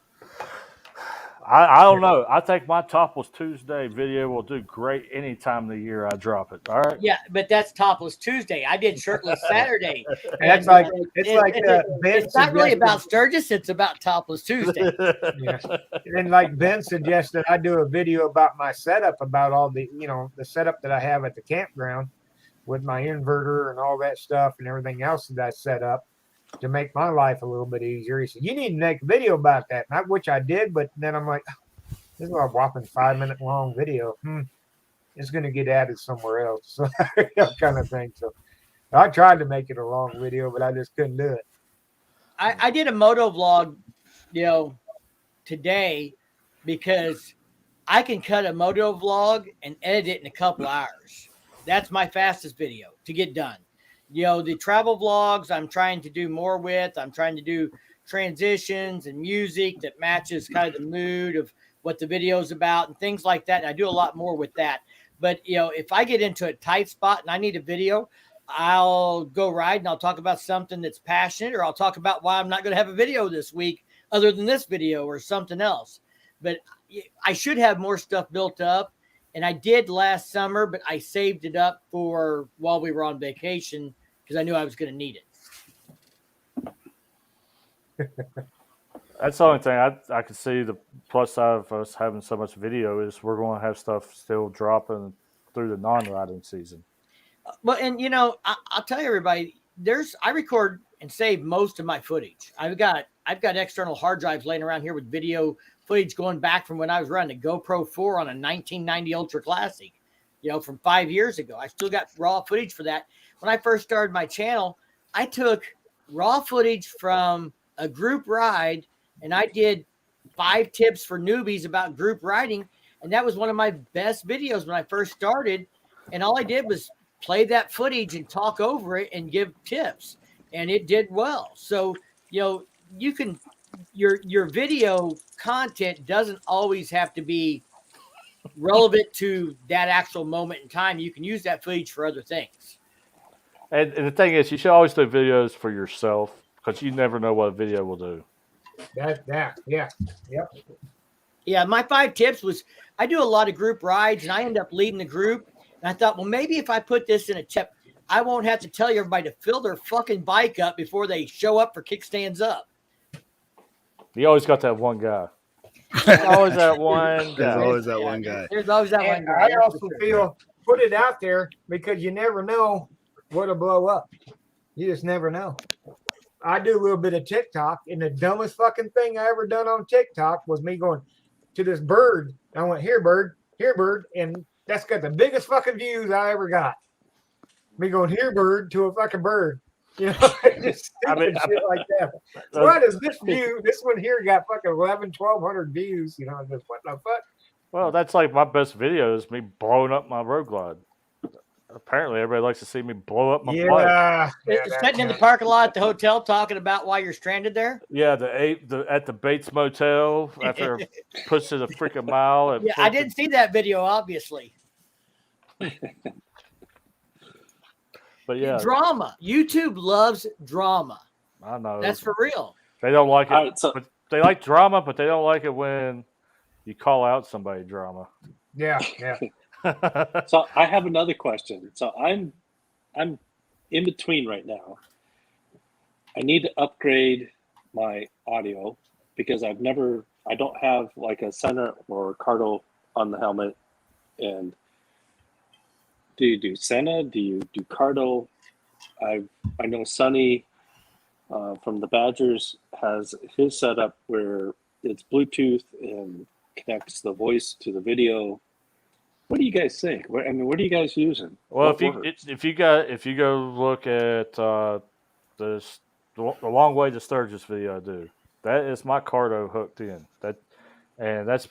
I'm working on a video of how I set it up because Cardo is hard to do audio with because it has proprietary connections. But Now, which Cardo are you using? The bold black. See, I've got Pack Talk Bold, and I put a splitter in there, and I run that to a splitter for a dual vlog, and I can record her, but it doesn't pick up me. Ha ha ha ha ha ha. But if you run another splitter, then you can mic your GoPro right into that same audio.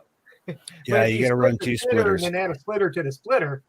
You can split yeah, that. Yeah, you got to add two splitters. From what I've seen so far, with my Santa 30K, you got to run a splitter to capture the audio, but you can't use your headphone jack that would come with the Santa 30K, but it has a separate output, and you run a set of speakers out of that, and then you run that line to your GoPro with another splitter that would capture the audio that it's capturing from the Santa 30K plus your microphone at the same time. So you got to run two splitters, one going into your GoPro and one coming out of your Santa. But yeah, Damn, I'm gonna have to start drinking whiskey. That's too confusing. With the Cardo, it is.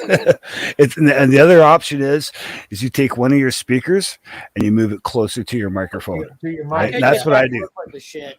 Yeah, that's what I did with a couple of mine. Is I moved one of my speakers, my deaf ear speaker, and the one that's the ear that can't hear the best. I moved that one closer to my microphone and made sure that my microphone was on that side. And I got the Purple Panda microphone as well. The Sena 10C will pick up audio from 4 people. Yeah, if you're running that, it's the 10C. There's a person I'm riding with right now, and that's what he has on his helmet is a 10C. And we'll capture all the audio. That's what confuses me. So do you do the 10C, the 30S, the 30K? I don't do any audio from Cardo unless I'm doing a dual vlog with Firecracker. Everything I do for audio runs straight through a GoPro mic. And I get better results using the GoPro with the GoPro mic adapter than I do using a dedicated Tascam audio recorder, which I have. Yeah, because you got to try and match up your audio with your video, and not easy to do. And GoPro will actually like auto reduce for wind noise and things like that if you have it set right. Exactly. What I found, I tried to use an external, and when you're taking the files and putting them into your computer and you're lining up your audio with your video, the audio sample is always longer than the video sample is. And then when you try to line up, when you take the next GoPro file and butt it up against the last one, because it only records about 13 minutes or whatnot. So when you're splicing everything together, the audio will go out of sync at those splice points. So you have to resync it again. And it's a real pain in the ass. So I gave up on that. And now that's why I went out and bought the adapter, because everyone's, do this here instead. Right. And so when I tried to edit all that together, I'm like, oh my God, this is just a nightmare. Fuck, what the hell's going on? So yeah, I just decided, screw it. I'm not going with the external recorder. I'm just going to stick with the GoPro adapter and just do it that way. It was much less of a headache, especially when it comes to splicing stuff and you're trying to splice, cutting out all that dead space, and you're trying to splice the audio and everything. It's such a headache. It's not worth it. It's just too much work. I got an idea. We're going to do a round table, and everybody's going to talk about how they do it for him. I'll go first. So for most of my videos, I got a GoPro 5 on the handlebars facing me with a mic adapter. I have an audio 3.5 millimeter extension cable run under the tank. It tucks out between the seat and the tank. And then I run my mic down and I plug it in when I sit down right there into that extension. So the video where you're looking at my mouth is the video that's also recording the audio. So my mouth is always in sync with my audio. So I don't have to fuck with that no more. Yeah. And then when I go to a first person view with a front facing camera or something like that, I get it close, but I don't have to be exact anymore because it doesn't have to be exact. The one that has to be exact is the one that is facing you when you're talking. So that's the one. So I rigged up a way to do that. So I don't have to line up my audio with that camera for looking at me.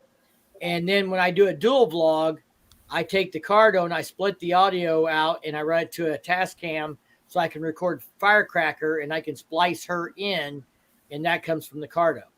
Yeah. So, Hell's Bells, you're next. What are you doing? Can you read this? Hey, you know, He has one. I got one too. I had it on the camera down there at K River. Yeah, I put this with a splitter on my helmet, and it captures everything on the receiver that clips onto my GoPro. And the cool thing I like about this is you can use the mic, which I'm using now.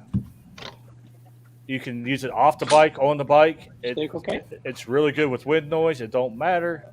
It's more than one function. It's not stuck in your helmet all the time. So you're always getting good audio no matter where you're at. Was it still warm when you opened it?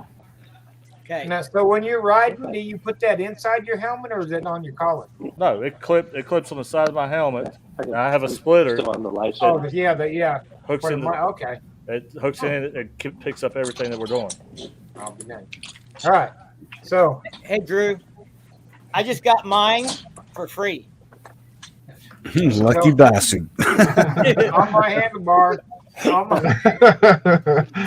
So somebody had a GoPro kit with that in it that they were trying to sell, and I knew somebody else that needed a hero, and I put everybody together, and my share of the deal was I got to keep the Rode Micro out of the set.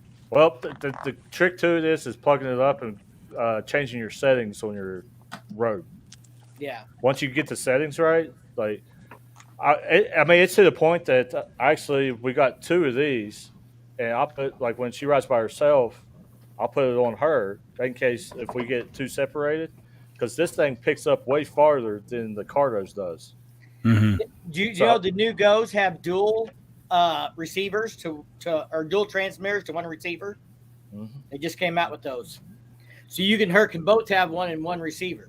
And one receiver, yeah, that just came out. I seen that on Potato Jet. Yeah, it's like what, $200 or $190? You get two of these and one receiver. I think the new one's a little more than that, but yeah, Potato Jet, that's the guy. Yep, I got like 3 more of these laying around with another receiver. So, because she thought she lost them, so I went and bought some more, and she didn't lose them. All right, 9 Mills, your turn. How do you do audio? All right, I got a Casio Brave 4 on my handlebars. That's one that faces me. Then I have the Brave 7. That's mounted on the front of my helmet. And then I had the Evo, Sena 10C Evo is what I use for my audio. And if this goes down, then I still have the video from the 10C Evo. Or if the 10C Evo video goes down for some reason, I have this video back and forth. But the audio from this with a mic, it sucks. It just sucks, man. Bad. I mean, you can hear a mouse farting a mile behind you. That's what it picks up that much shit. Just crap. So that's why I use the 10C Evo audio. But from time to time, like he said, when you get to each segment, it kind of pushes it off a little bit. So if I come to a stop, or even if I'm going down the road and I think about it, I'll go Yeah. and put everything back, everything. So I got, you see me, people look at me funny. I'll be sitting at a red light. Of course, I'm sitting there going, Hey, 9 mils. and then I go, 9 mils. I might have something that'll help you with that oversensitive camera for audio. The What's mic that? I use when I record with no helmet. If you guys watch my helmetless vlogs, like the one I put out today, it's a little over-the-air boom mic. It's a mono mic, but you have to use a mono to stereo adapter on it. But it's got like a negative 10 dB right off the bat. So Really? that's part of why I don't pick up all the wind noise as much on that mic, is because it's got a lower gain built into the mic. Yeah, and you have to do that with some of them because I've got a couple of mics that will just blow a recorder away. I'm ready. It's in my Amazon store, Amazon.com, shop/Riding in the Ozarks. He's gonna make some money off of you. Cheap pop. It's like a $17 mic. I'm gonna make it like 50 cents. That's fine. Hey, I have an Amazon. It's actually, this whole shorty shit's kind of real because like some of that stuff is not in stock on Amazon. But I loaned Dan that mic because he rides here in Missouri helmetless also some now and stuff. But it does a good job of not picking up a lot of extra noise because it's not as sensitive. You have to speak up, but if you're like me and you're riding in the wind, talking, you speak up just so you can hear yourself anyway. Yeah, that's what I use my regular old 10C if I'm riding by myself because the audio is actually a little bit better. It don't pick up as much. But then if I me and Motorbike Mike have been doing a lot of stuff we hear lately. So if I'm riding with him, I use the ELO just because of the fact that I can record. What was that? Oh, okay. Paul said in post you could just take the mono and make it stereo, and that's true, Paul. You can. You can, but that's also a lot of extra work. For $10, I can never have to worry about forgetting to do that again. Yeah, it's just a lot of extra work too. I put the mono to stereo adapter on there, then I gaff tape them together so they can't spin. So that's another thing you need to remember. Every connection you've got can, if a adapter spins or something else, it can create squelch. So anytime I have extra connectors or adapters, I tape them together so they don't spin, etc. That kind of thing. Make everything as like solid as you can.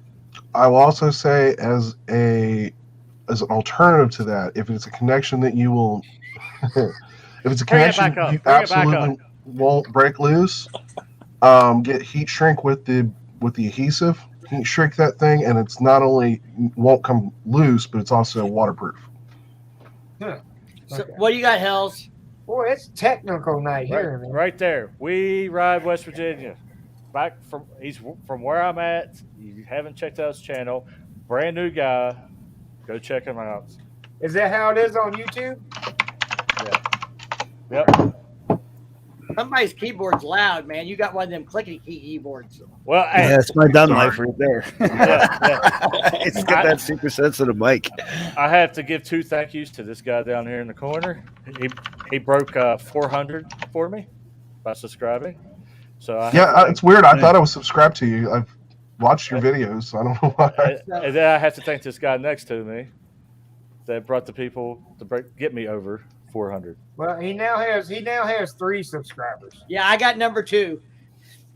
I'm gonna put a link in the chat for anybody that watches this later.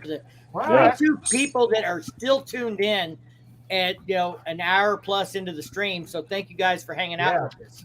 Yeah, that's awesome. I got to give this a thumbs up. And if you haven't given it a thumbs up yet, give it a thumbs up. I kind of forgot to do that.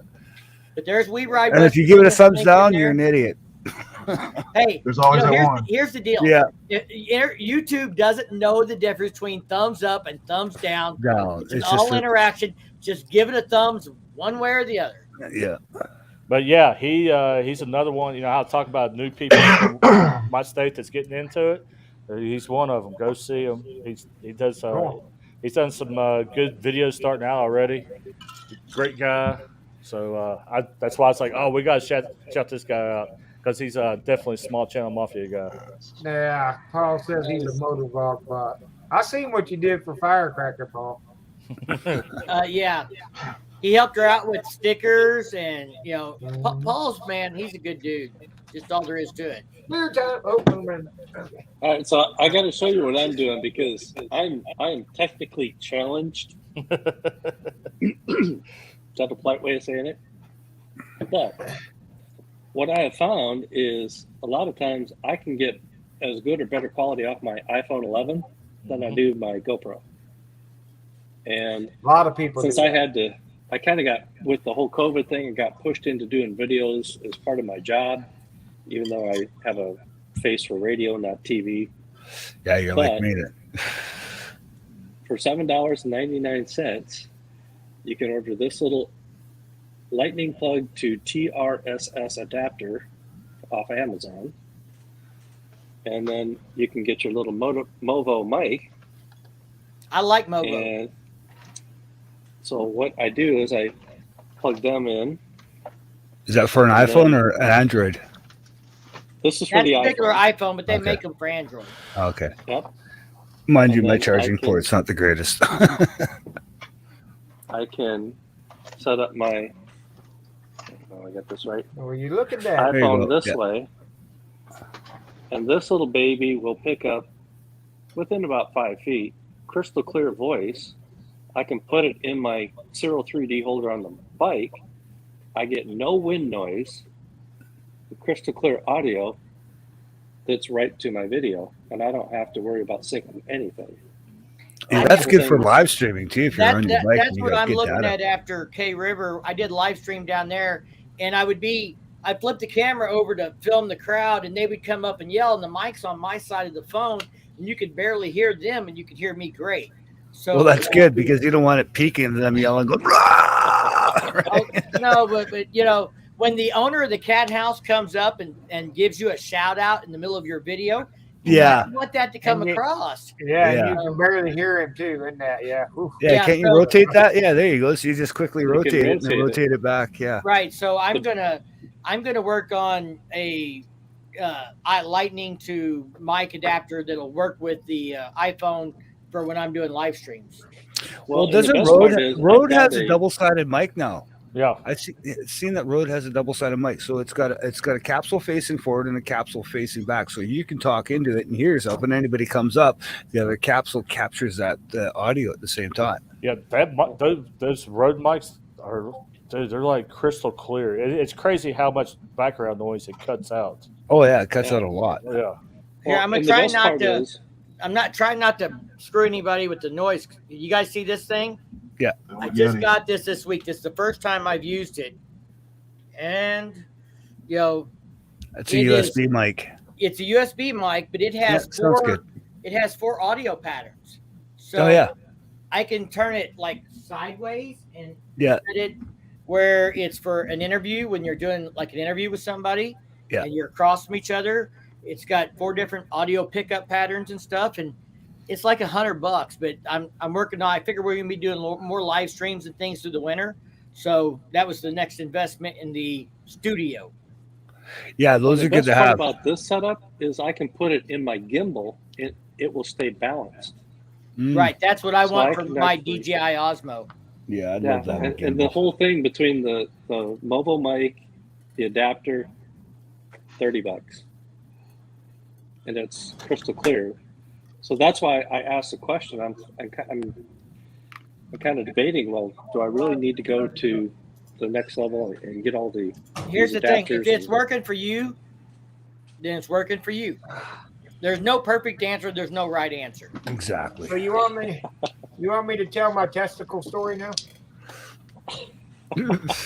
Sure. Let me make Matt big here. We were sitting in the campsite. He's like, "I'm going to put you on live stream. You had to tell your vasectomy story." Oh. I made you full screen so you can tell the story. My balls turned purple. How's that? and they swelled up the size of baseballs. Ouch. Been there, done that, buddy. Been there, done that. I lost Hills. When I said testicle, he left. I'm fucking out. Screw this. Fucking And the weirdos. bag of frozen peas is the God's honest truth. Right? Huh? I'm sorry. And the bag of frozen peas is the No. God's honest truth.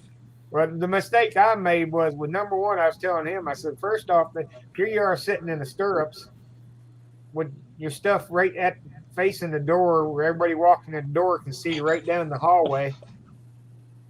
And then to clean it, they send in the most beautiful hot nurse they could find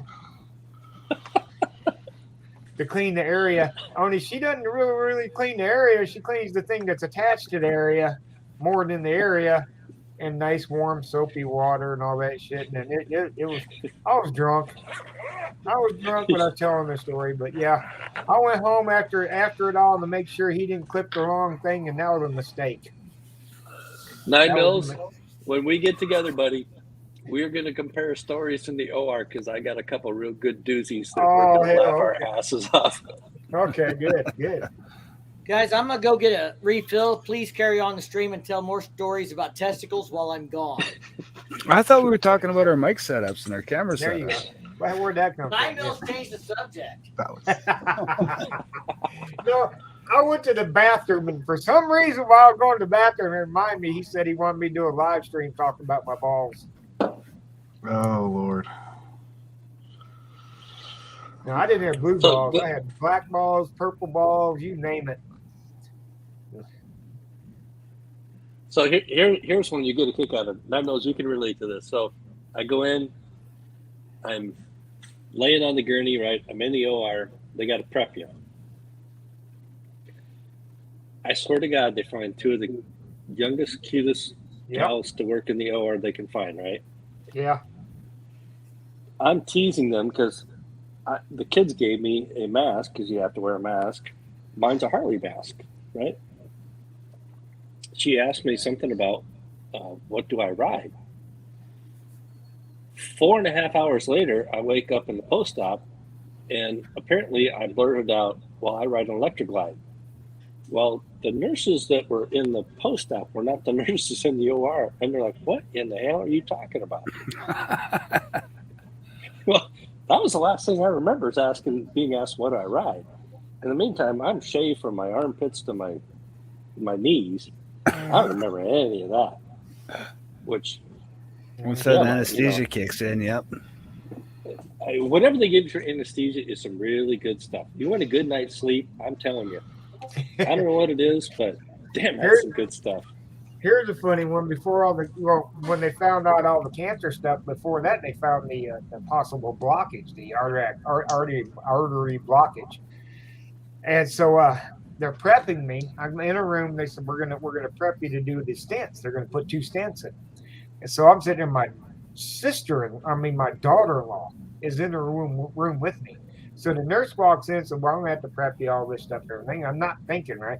And then she just fucking whips everything out, thinking like she's my wife. Here's my daughter-in-law just got a full frontal right there. Here you go. Here's your you can't unsee that shit. Junk right there. Oh, and man. She goes. Sorry, Drew, I was on break. It was great. Wait, no. Wait till they go to take the catheter out of you for 2 weeks. So you've been dragging the catheter around for 2 weeks. No, thank you. No, thank you. Your pride went out the window in a heartbeat because you just want that damn thing out, and you want it out now. I don't care. And it hurts when they take it out. Oh my God. Okay, so guys, hang on a second. We got something about the wrong link. So We Ride WV is not the same as We Ride WV. So, can we get Revive phone? Will let me send a link. So, see if I can get the right link, because maybe we don't have the right link here. So, 22 subscribers, 9 videos, and it's the right icon. So, hang on, I'm gonna put the right channel link in the chat now.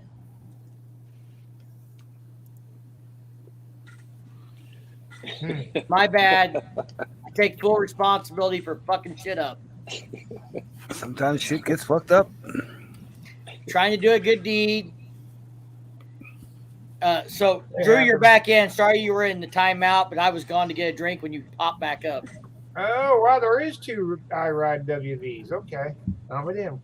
Some guy's going, shit, everybody likes my channel. All of a sudden, everybody likes He got one video on the damn channel. He got like 8 subscribers tonight out of nowhere. Well, my subscriptions are going up right on. Oh, see, Next day they're going down. There is a We Ride space WV, and then his is We Ride WV altogether. See what I'm saying? Yeah, Wow. nice. And he Look, does we've got only it fixed. have now We Ride space WV now has 6 subscribers and doesn't even have a video. Well, there is one, and it's 8 years old. I'm going back to unsubscribe. Yeah. Yeah. And here's the funny. Yeah, you're right. 8 years ago, he 8 posted years one ago. video. One video. Yeah. Yeah. Wow. No, I'm not that bad.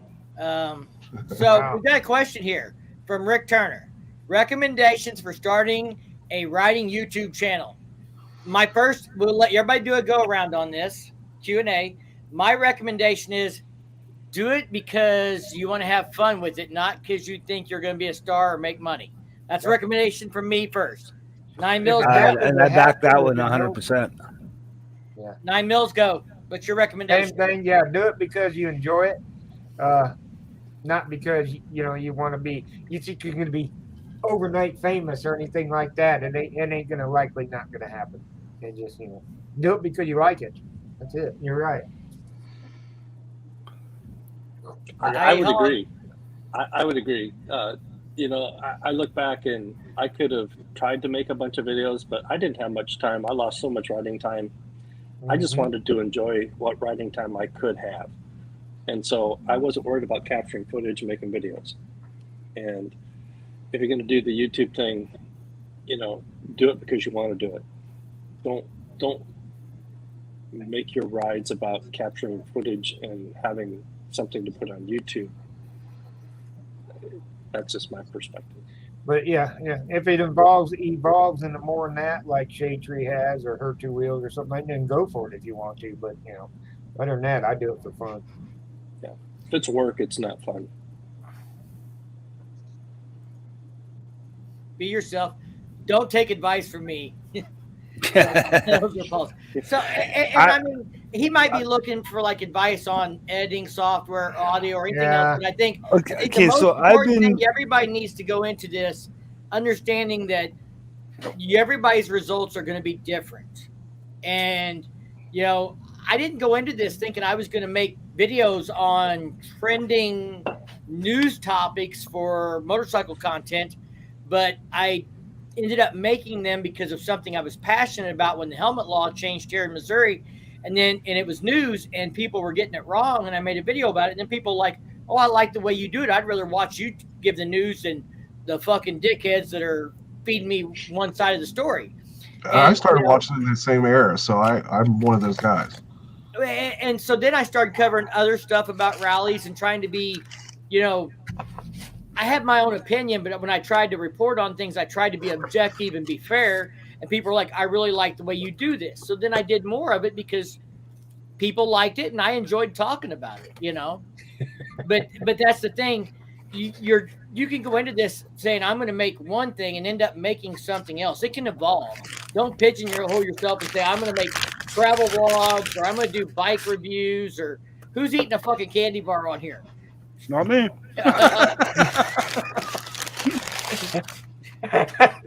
Somebody. I said dig into a paper bag to pull out these dips for this food that I just got delivered to my door. The guy with no cameras, the guy making all the noise. Yeah, of course. That's okay.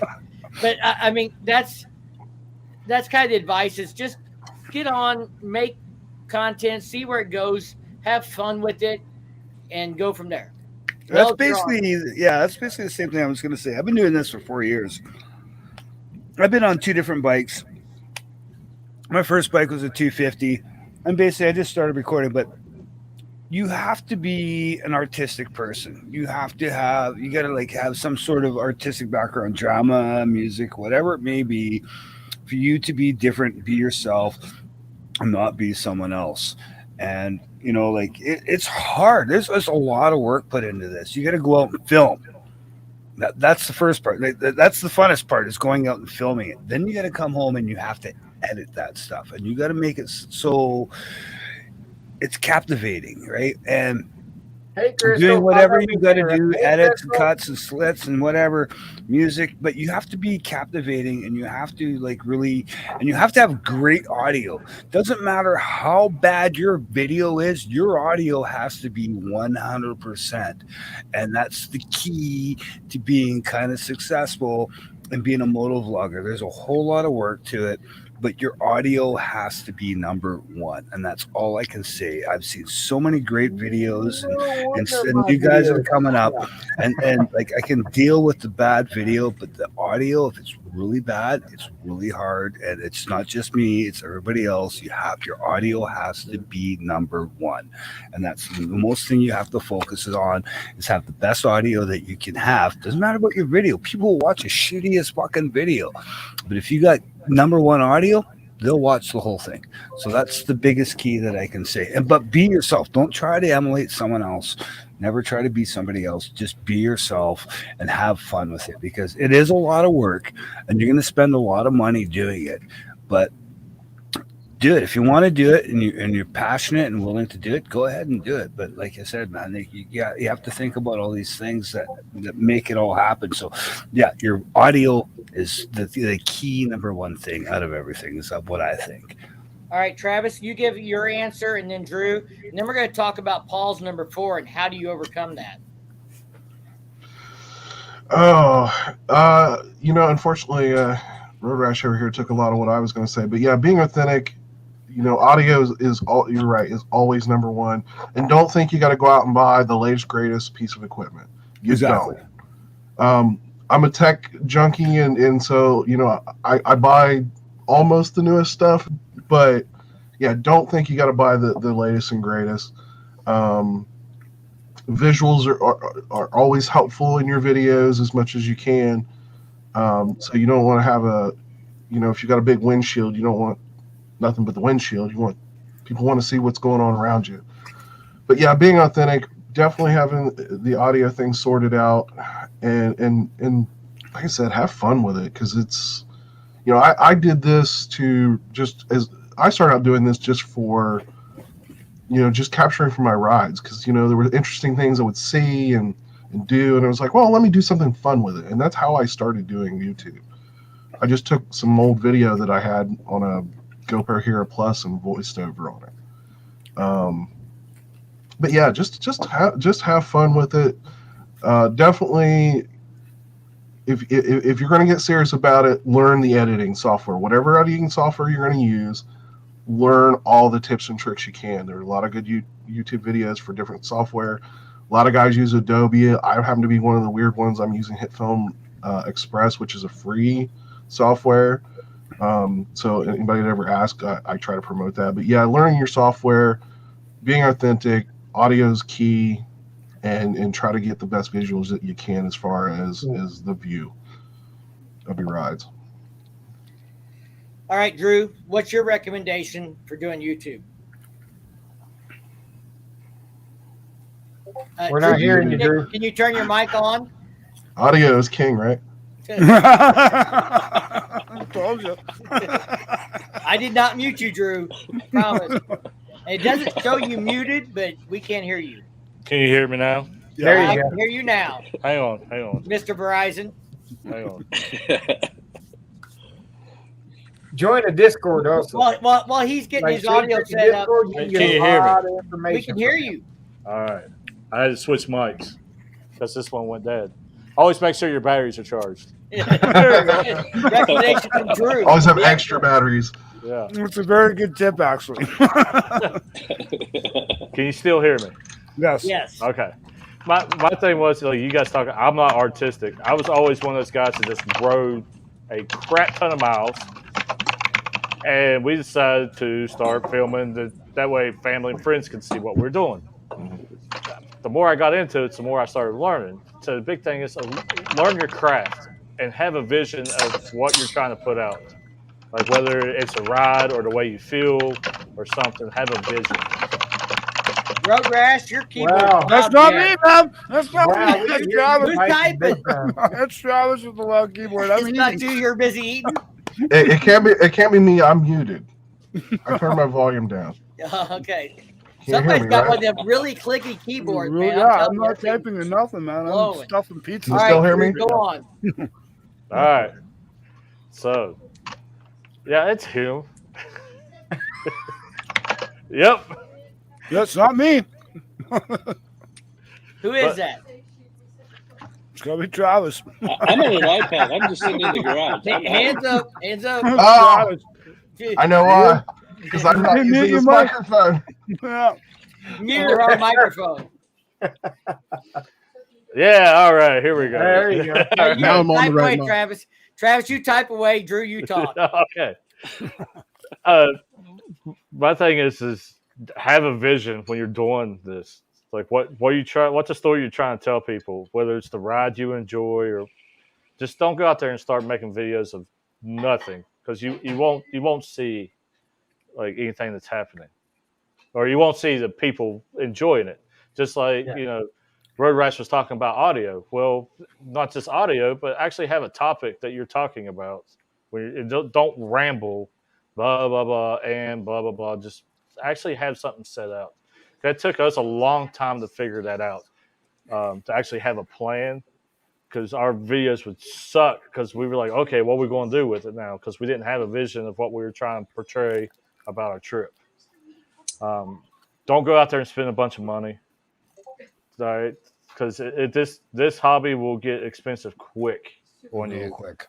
All right, don't do like us and pack the house up and take off across the country, because that gets expensive real quick too. All right, nah, if you do it, have fun with it. But the other thing is create friendships with people that you like to watch too, because I know I can speak on myself and a lot of these guys. We don't have a problem if you're needing help or advice or something that you're working on. That's a great thing about this community. Everybody talks, and we don't like hide anything, Exactly. secrets from anybody, because we want. Guys, I'm gonna take a quick step out of the room. After this, Drew, talk about what the comment is below, please. The good editing software. Jeez, but yeah, we're. It's not like we're going to hide trade secrets. You might run into that with some bigger channels just because it's turned into a career versus a hobby. But they'll still talk to you about if you're talking about camera equipment or something. That's why I've enjoyed. Like everybody, we like to help each other. We want to see everybody succeed in what they're trying to do. Free editing software. I don't use free editing software. Never did. I kind of talked to some other moto vloggers before I started editing, and I went to the Filmora and looking to go into DaVinci, because our videos are just getting so complex now. With all the rides and everything we're trying to do. Done Life, you probably talk on that, on like free editing software that people can use. Yeah, like I said, I'm a big proponent of Hit Film Express. There is obviously a paid version, and there's some packs that you can buy for different extra tools. But I will say for the starting guy, 99.99% of the stuff you want to do is 100% free in that software. You can do multi-track recordings. You can throw in multiple levels of audio. It's a nice software, and from a learning curve, it's not as bad as DaVinci. That's my only thing about DaVinci is learning curve. I agree with that. The learning curve for DaVinci is quite high. Filmora also is free to a point. I use Filmora 9 on my videos, but it's only like $43 a month or a year. I mean, it ain't much. That's cheap. Yeah. Yeah, I use Filmora 10. I like it. I'm just now getting to the point that I'm pushing the software's limits, because I've been working a lot on. We talked about learning your editing software, and now I've learned it a lot to where there's things I want to do, but it's to the limits of that editing software. That's why I looked at DaVinci, because it has stuff that I'm wanting to do with our footage. I was going to say one thing about DaVinci though. It's a great, very powerful free program that you can also pay for. But when you pay for it, you don't really get much extra. The free version is perfect for motovlogging, but you have to have a really good computer to run that without it crashing all the time. I tried running it on my computer and it was crashing all the time. It has a great 3D program that you can do all this 3D editing, and it takes hours and whatnot, where you can do all this really cool stuff within the videos. But your computer has to be quite robust to run it properly if you want to mess around with that. But Filmora I've never used. What I used to use another program years and years ago. I can't remember what it was called, but when I first started it was a free program and it was horrible. I don't recommend it whatsoever. So those other ones, these other two guys were talking about, look into those. But DaVinci, like I said, it's a really powerful program, but you have to have a really robust computer to run it if you want to use all its features that it comes with it in DaVinci. So yeah, and I'm still using iMovie, and largely because a lot of what I'm recording is either on my iPhone, or once in a blue moon I'll use my iPad. But through work, we were kind of, because of COVID, we were pushed into having to do a lot of remote training, and so we created videos. And so the one thing that I picked up on that I really like, when you're doing like the talking head segments, I use a teleprompter app. So it doesn't look like I'm reading anything, but I can put whatever in a Word document, import that right into the teleprompter app, bring it up on my phone or my iPad, and I can record it. And I don't look like an idiot, like I'm reading something, but I don't sound like a bumbling, stumbling buffoon, because I'm constantly saying and I've got something, I can speed it up, slow it down, and so kind of what I've been trying to work on here lately, since I finally got back on the bike, is building a little content, going around to some areas, and I kind of build up this. I know what to do with my hands. For lack of a better term, I've got a script in front of me. If I don't like it, I can delete it. I can start over. I do the same. Only I don't use a pad. I actually have a whiteboard that fits right underneath my tripod. So I write everything on that whiteboard that I want to say, or keywords. So I'll just sit there, and it's right underneath my camera. So I'll just sit there and go right off of that. If I'm doing like a talking head, I do that. Yeah. So that's why check it out. The teleprompter app. It's pretty slick. With the new show that we're doing, what I've done is I'll research. I'll go ahead and, like, on the StreamYard, you can make banners like you see below, but there'll be an actual what you want to put in, and I'll make the questions. Yeah. Like that. Gee. But I'll put the questions in. That way I have kind of a script of what I want to say and the way we want to go. So I'm not sitting there trying to think of stuff to talk about on our shows. That really helped me kind of overcome the whole thing about being in front of a camera. It really did, because I felt more comfortable. It wasn't like I had to try and think on my feet. I had something to kind of look at and kind of go by, and I felt more comfortable that way. Yeah, definitely. I think when you're starting out, kind of having more of an outline, having a plan helps set the pace for the video. And I think pacing is always an important thing. When you're looking at a movie, there's the pacing of the movie, how the action builds up. Then there's this big suspenseful moment in the middle, and then it kind of, as it winds down into the final, the final stages. And that's just for people who who've done film and and understand that whole process of developing that. You kind of have to. That'll come with anybody. Anybody, once they start a YouTube channel, if you're into it, you will start doing. You'll start wanting to do that kind of stuff. Wanting to so hit Paul, it right on there. So Paul made a comment here I want to touch on. Talk to your camera like it's your best friend. Yeah, you have to. That's a lot easier said than done, though. Done, exactly. When you're first starting. No, don't do it. You'll get in trouble because you'll hurt people's feelings. Drew, you don't have any feelings. Don't lie to us. I don't, but other people do. So here's my point on this, and because I went through this, I'm of an age and a generation. I don't talk to myself. My kids talk to the TV and talk to themselves and things like that. I did not do that when I was growing up. It's not natural for me to talk to an inanimate object in front of me and carry on a conversation with it. And so when I first started doing this with the camera, it was a big curve for me to get over that. And you just keep doing it. You just keep doing it. And yeah, you're not great at it to start with, but once you have people are going to be on the other side of that video that are going to comment every single time, that are going to be there for you, whether it's Ozark HD Riders or it's Paul or Hell's on Two Wheels or whoever it is, when you put this video out, they're going to comment on it. So then when you're talking to that camera, you're talking to them and it becomes more natural. You're more relaxed and you just push through it. But there's, it's not easy, but it happens after time, especially the more your channel grows. You can get used to it. That's about anything. That's like doing it in a crowd or walking through somewhere or even in traffic. When you're sitting there going, and you look and everybody's staring at you. I'm muting somebody. I was waiting for it. Oh. Did I get the right one? Yeah. Grab her by the. Oh, that's awful.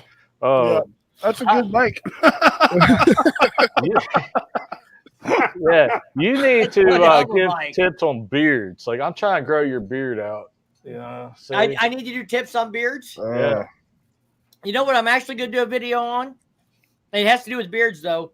But I'm sure you have seen the videos with the lift and the beard's doing this in front of me and the camera and stuff. Yeah. And I reached out to a company today that makes the Batwing wind deflectors.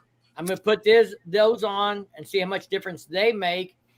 And then maybe everybody says the fork fangs are the fucking trick, but I don't like the looks of them, but I guess I might put them on and try them just to see if that's really it, because I have a lot of people who say they have the same problem with the long beard. The beard's floating out. If I don't have this thing bundled up, I rode today.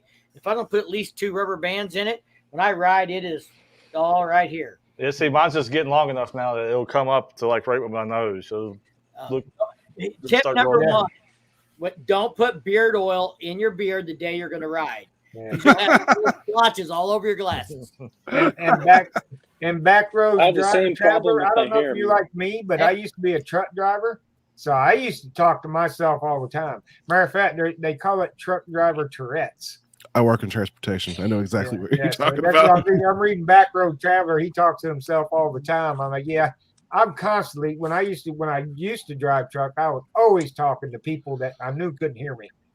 She talks to I hog rider. As long as you don't answer yourself, you're okay. I hog rider. You just did like a real world test on how good that mic is. I had to mic you. I had to mute you. Yeah. we heard you. Shit, did I forget the we heard you rocking that fist back there, brother. I think it goes over 5 feet. It's good shit. Oh, we heard the water running and everything. 20 seconds, man. 20 seconds. You gotta go. Yeah, that's what I used to say. If you lose an argument with yourself, you got problems. That's a bad day. Oh no, just wait. Bad day.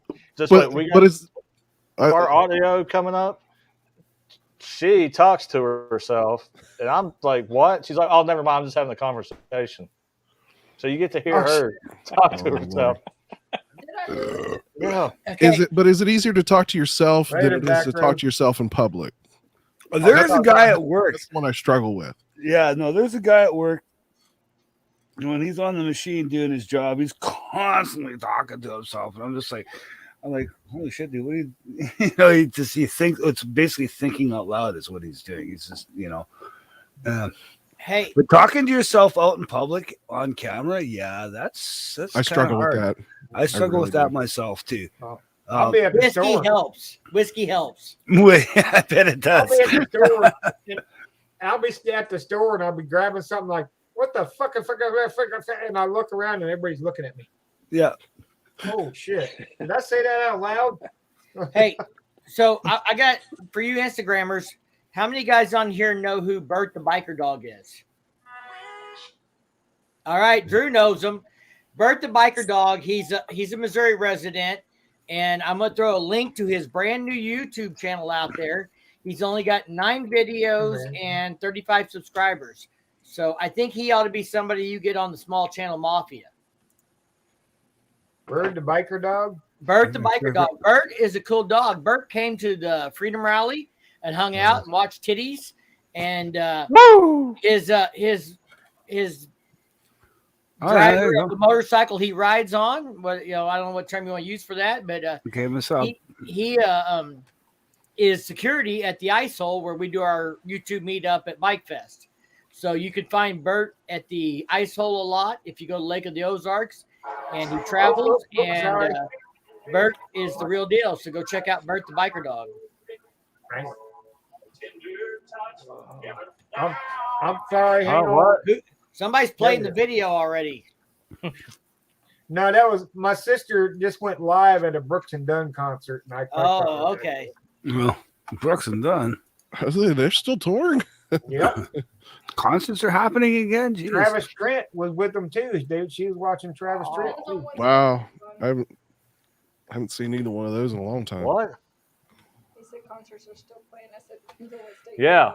It's kind of funny because we went back east and been around there a little bit. It's like life's kind of getting back to normal. And hey, the Badgers are still with us. Hey, what's up? They've been pretty quiet over there in the chat. I don't know if they stepped back in or if they just been hiding it back in there,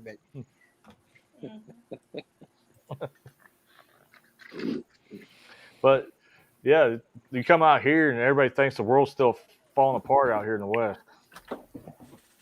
Oh, that's the West. Yeah. Here in Ohio, it's kind of a mix. Like the local news is all like doom and gloom, and everybody around here is like, we don't care. We're it's like it seems like we have this curve of 1 week we're wearing masks, the next week we're not wearing masks, and we're wearing masks, and then we're not wearing masks. We got this thing in Missouri where we're not ever wearing masks. Yeah, it's pretty much here in the Ozarks. That's why Arkansas and Missouri are like hot spots right now, but we pretty much don't give a fuck about a mask. Oh, okay. Add Iowa to that putting list. up a video. Okay. And that reminds you of something? Yeah. Oh. But they want me to sign this form, religious form, and I don't agree with what it says. So I was going to write on there the First Amendment of the Constitution of the United States of America and see how they like it. Hey, I don't know if that's Sonny or who that is, but did I win?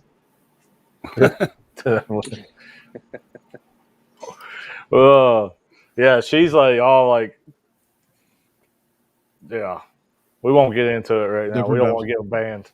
That's why I don't do a whole lot of Twitter. That's why I say, I do Instagram. I do have Facebook, but it's mostly just personal people. Facebook for me is like personal people, but it's really more motorcycle stuff. We ride groups, other ride groups. My Facebook's pretty much motorcycle shit, and if somebody posts something that is not motorcycle related shit, and Facebook shows it to me, I push that little button that says, "Don't show me this crap." Yeah, for me, Facebook is just friends and family. That's it. Yeah, pretty much. Nothing more. It's a way to stay in touch with your, nieces and nephews. And Well, we do. I'm a president of a local for the Freedom of the Road Riders, so we do Facebook because we post group rides, we post events, meetings, things like that, and we do get a lot of stuff done through Facebook. But it's positive stuff. If I get drama on Facebook, I just say, "Don't show it to me. I want to see it." Yeah, I always hate That's it. One thing I do like about Facebook is those rides and benefit rides and things that come up in your community. You can go in there. And I like that. You can hit interested or going, and it kind of puts a calendar reminder out there for you. oh, hey, this is going on this weekend. You have 2 or 3 events. I like that part of it. Yeah, that's the thing with Instagram is it doesn't have like events, and we post events. We organize events on Facebook and share those out. I've got a writing group, called Writing in the Ozarks. I created a group so that people could put their own stuff in there as a community and it not be my page, but our group about anything going on here in the Ozarks. Post it up, whether it's a picture of somewhere you rode or an event going on or whatever else. Yeah, I agree. I think it'd be nice if Instagram did more of that group type thing,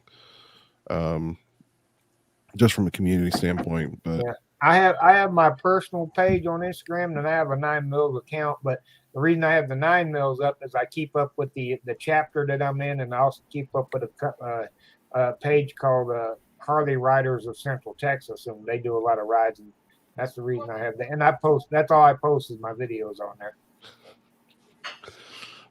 that's wrong, Badgers. Hey, sometimes we some of us make it well enough that we can afford that $150,000 toy hauler.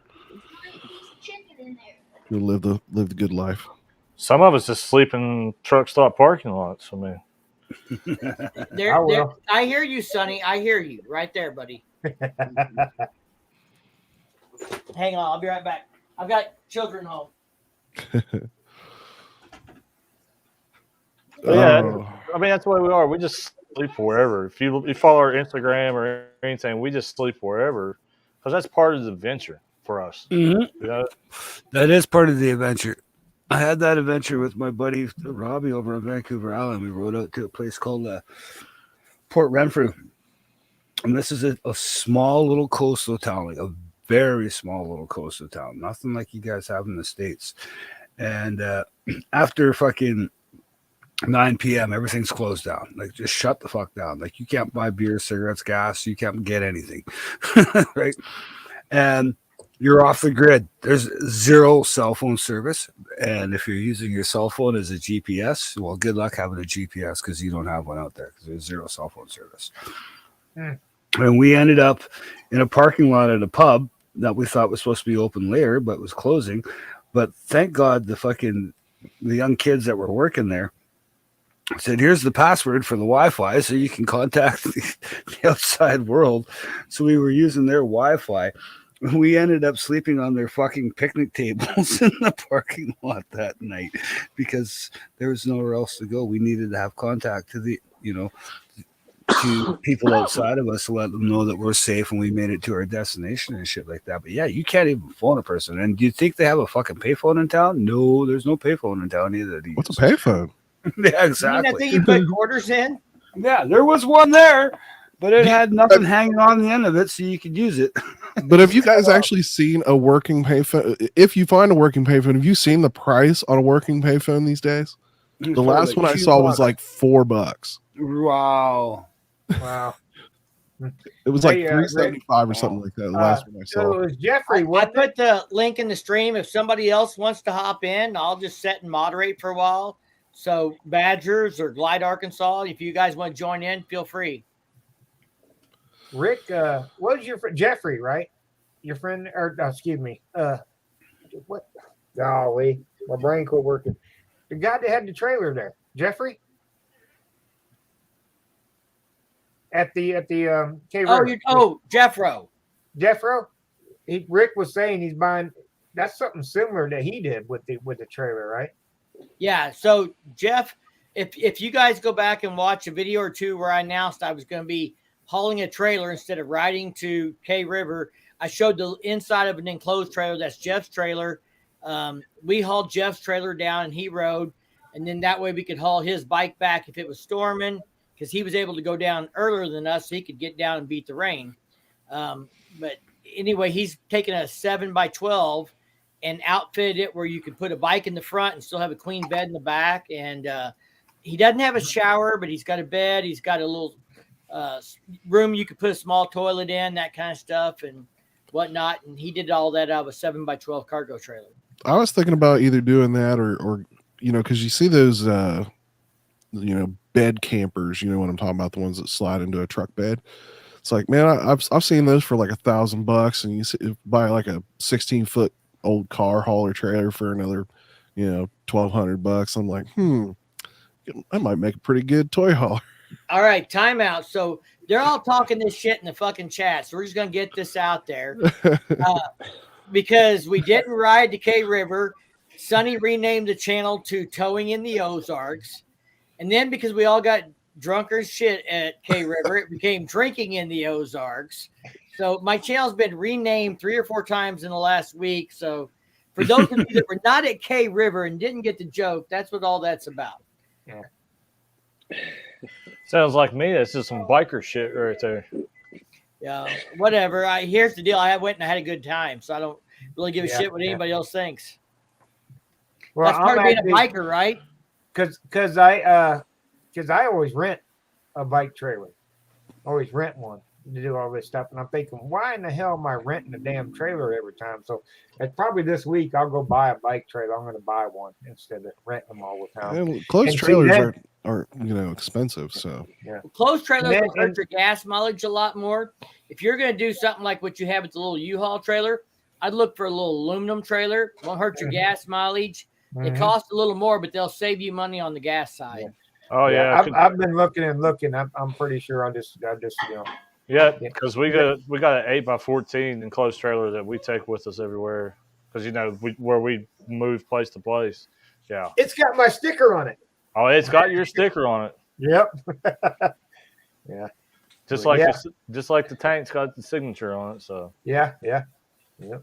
Which the new tank is on now. So I seen that. Yeah, I seen that. She's a Dyna bro with her T-bars and fairing and I ain't decking it out. Yeah. See, I went total opposite. I went the bagger bro. Put a bat wing on a Dyna. I put a bat wing on a Dyna instead of hard bags. Hey, I was thinking about putting a bat wing on a freaking Sporty. I wanted to on my old Sporty, but unfortunately it was kind of that weird year where if it was a year or so newer, they made them fit, but there was something weird about that middle year that I had. Oh, so you had to be. I had a 2000, and you had to have like an 03 and up to. Hey, everybody give a shout out to my boy 9mm James, who just dropped into the chat here finally. What's up? So 9mm has been following the channel. He's a Missouri boy. He does Instagram. He come and hung out with us at Bike Fest at the Titty Bar last year. Yeah, I called that out. You heard it right. So anyway, so that, like he said, aluminum one and all that. But yeah, that's the reason I decided, because with what happened with Full Throttle Hog this weekend, I could have helped him get his bike to where it needed to go to if I wouldn't have had to get the trailer back. You know what I'm saying? I was limited time on the trailer because I rented it. So if I buy one, I ain't got to worry about that crap. Hey, so Hellion, our son, he just heard him say Titty Bar. He goes, I want to go to Titty Bar. Well,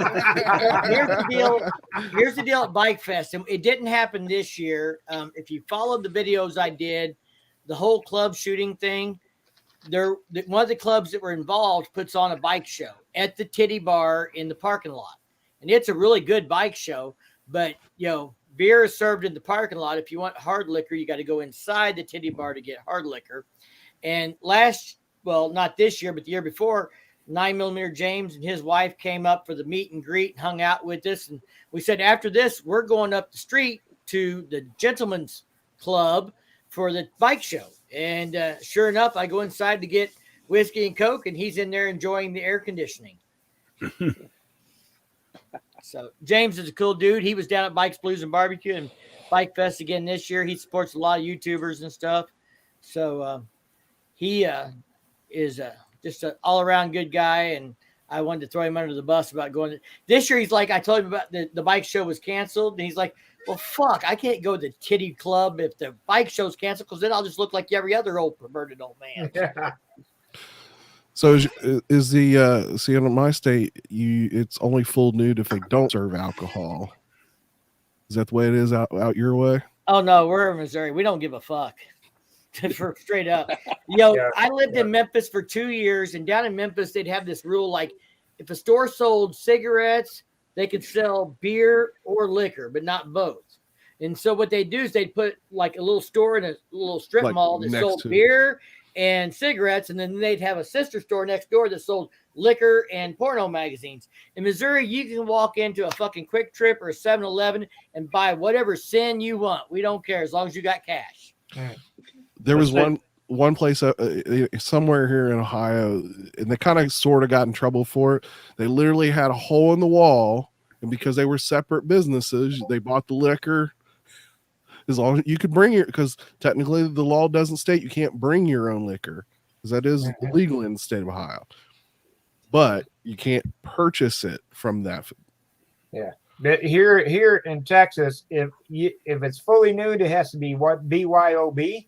You have to bring your own, booze or liquor. Yep. And if it's topless, you can sell beer there. Mm-hmm. Makes no damn sense. In West Virginia, it's like a class reunion when you go to the titty bar. Hold on, I'm gonna tell a story there. I was about to go there. So it really was a class reunion for me one time. We went there for a bachelor party, and his buddy is screaming at me, come here, come here, come here. I go over there and sit down. He goes, you recognize her? I'm like, yep, senior year, 1989. And she looked up and realized that the room was full of guys from her hometown, 70 miles away, that she went to high school with, and she was out, gone, disappeared. Yeah, hey, what you been into? How's it going? Yeah. That's like seeing your teacher working the titty bar, right? Yeah. I went to when I graduated high school in Lake City, Florida. I moved to Tampa for a while, for about 5 years, and didn't go back up there. And went back up there to meet up with some friends after about 5 years. On the way there, here's these huge billboards with all these girls that I went to fucking school with for strip joints. Just their pictures are on all these. Like, oh my! And these girls were supposed to be the sweet, innocent girls at school. I'm like, wait a minute. What was that? I had to turn around and go back and look at the damn billboard. What the shit? I dated this girl like 3 months my senior year, and here she was in the strip club, and everybody was having a field day with it. But whatever. Wasn't anything I hadn't seen before. Have any of you guys ever made it to the Easy Rider rodeo? I've made to Easy Rider bike shows, but not the rodeo. Try hitting up one of the rodeos. The Fowlerville, Michigan, and then there's one in Chillicothe, Ohio, which is actually where I grew up. Let me tell you, at least the one in Chillicothe, that's the big one that they throw every year.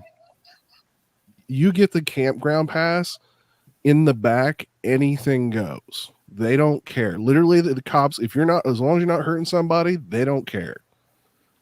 And you will see some of the craziest things you will ever see. There are stories I would love to tell, but that'd be a conversation we couldn't do on YouTube. You get your channel shut down. Let me tell you. Drew is jumping up and down in his chair there. Drew, your mic is dead again. You're muted again. I just unmuted. You muted yourself, Drew. You muted yourself, man. It won't even let me unmute you. No, the batteries must have died. No. The other one. There we go. No. There you go. I hope we had you. Yes, Chillicothe. Let me tell you what. It's like spring break, a rally, Girls Gone Wild. What else you think of? Put into one. Yes. It is a free for all, and it is a blast. Yeah. But, anyways. Anytime y'all want to make that trip, you just hit me up and DM me. Let me know, because I normally go every year. I didn't end up going this year, but dude, it's crazy the kind of stuff that goes on. That sounds like Glencoe Campground in Sturgis. Yeah. I went out to Sturgis 2 years ago. Some friends of mine took their camper out. They stayed at Glencoe. After I saw what they looked like the next morning after the first night, I'm like, nah, I'm not going to. I saw pictures and videos. There used to be, I haven't seen the guy in a few years, but there used to be a guy every year, full Indian headdress, naked from head to toe. I'm birthday suit galore, let me tell you. And he walked around proud as he could be, letting it all hang in the wind, let me tell you. But you'll have girls butt naked, just running around doing all kinds of crazy stuff, and let your imagination go wild. I will say normally I have a jar or 3 that weekend. of moonshine. Yeah, because To that was see only one, you just want to see the rest of them. What the hell? But that was only a couple hour ride from where I was living. That's why we went. It's a wild. If you're into the wild, crazy stuff, man, it is wild. They have what they call Titty Alley. There's this whole little strip, and a good bit of the night, it's just a bunch of like 4-wheelers and people on golf carts doing crazy shit. But at a certain time of the night, man, the bikes will start making the rounds about, I think it's like 7 o'clock or 9 o'clock, something like that, for about 2 or 3 hours, and man, doing burnouts, just all kinds of crazy stuff, man. And like I said, I could tell you some stories. Oh, but you do not go to that place and think you're going to get a night's sleep. Forget it. The only way you're going to sleep is you pass out. That's it. The problem is going something like that and then going to other rallies, you just get disappointed. You're like, oh, this is such a family affair anywhere else you go. You know, and the thing is, it's like we talk about titties, obviously. There you will see titties of all kinds that you may have not wanted to see. It's like big titties, little titties, saggy titties, perky titties, you know. Okay, roll them up, put them away. Yep. Grandma's proud of what she still has. But yeah, the chill coffee, man. That's like one of the last few true rally parties that there is going on. It's always Labor Day weekend, and it's kind of it's usually in my kind of roundup for the riding season. But yeah, I had all kinds of crazy shit happen with the Dyna right before that. So yeah, that sounds like the A-Bait rally that they have in Iowa every year. It's a free for all. Friday night's country music. They'll have a pretty good name, usually a decent act. Saturday is rock and roll, and yeah. Well, I'll tell you what, the Galveston rally, which I ain't going to this year, is probably, as far as a rally goes, a big rally. I've been. Okay. I'm sorry, I just checked my sugar. It threw me for a loop. But that one, I've had more fun at that little Galveston rally than any rally I've ever been to, except for if you consider the K River. I mean, K River, it was fun for me. That's on my bucket list. I was kind of hoping I might make that trip out this year, and I didn't, but it's on my bucket list. I want to reach that area and touch Texas, and I haven't really ridden west. You talking about the Lone Star rally? Lone Star. Mm-hmm. Yeah, that's a fun rally. I enjoy that one. Just because it's just like Mardi Gras, because you got the Strand and you can walk all up and down and everything down the Strand, drinking and all that shit. It didn't matter. It don't matter. It's just like, it is fun. So who's going to Sturgis this year? I'm gonna try. Yeah, I've been told I was going, even though I didn't plan it. I've been told some people said you're going. Oh, okay, all right. Actually, we discussion is doing Deadwood, because Deadwood was more of a party and fun than Sturgis this year. I really enjoyed Deadwood. There was more stuff going on Deadwood.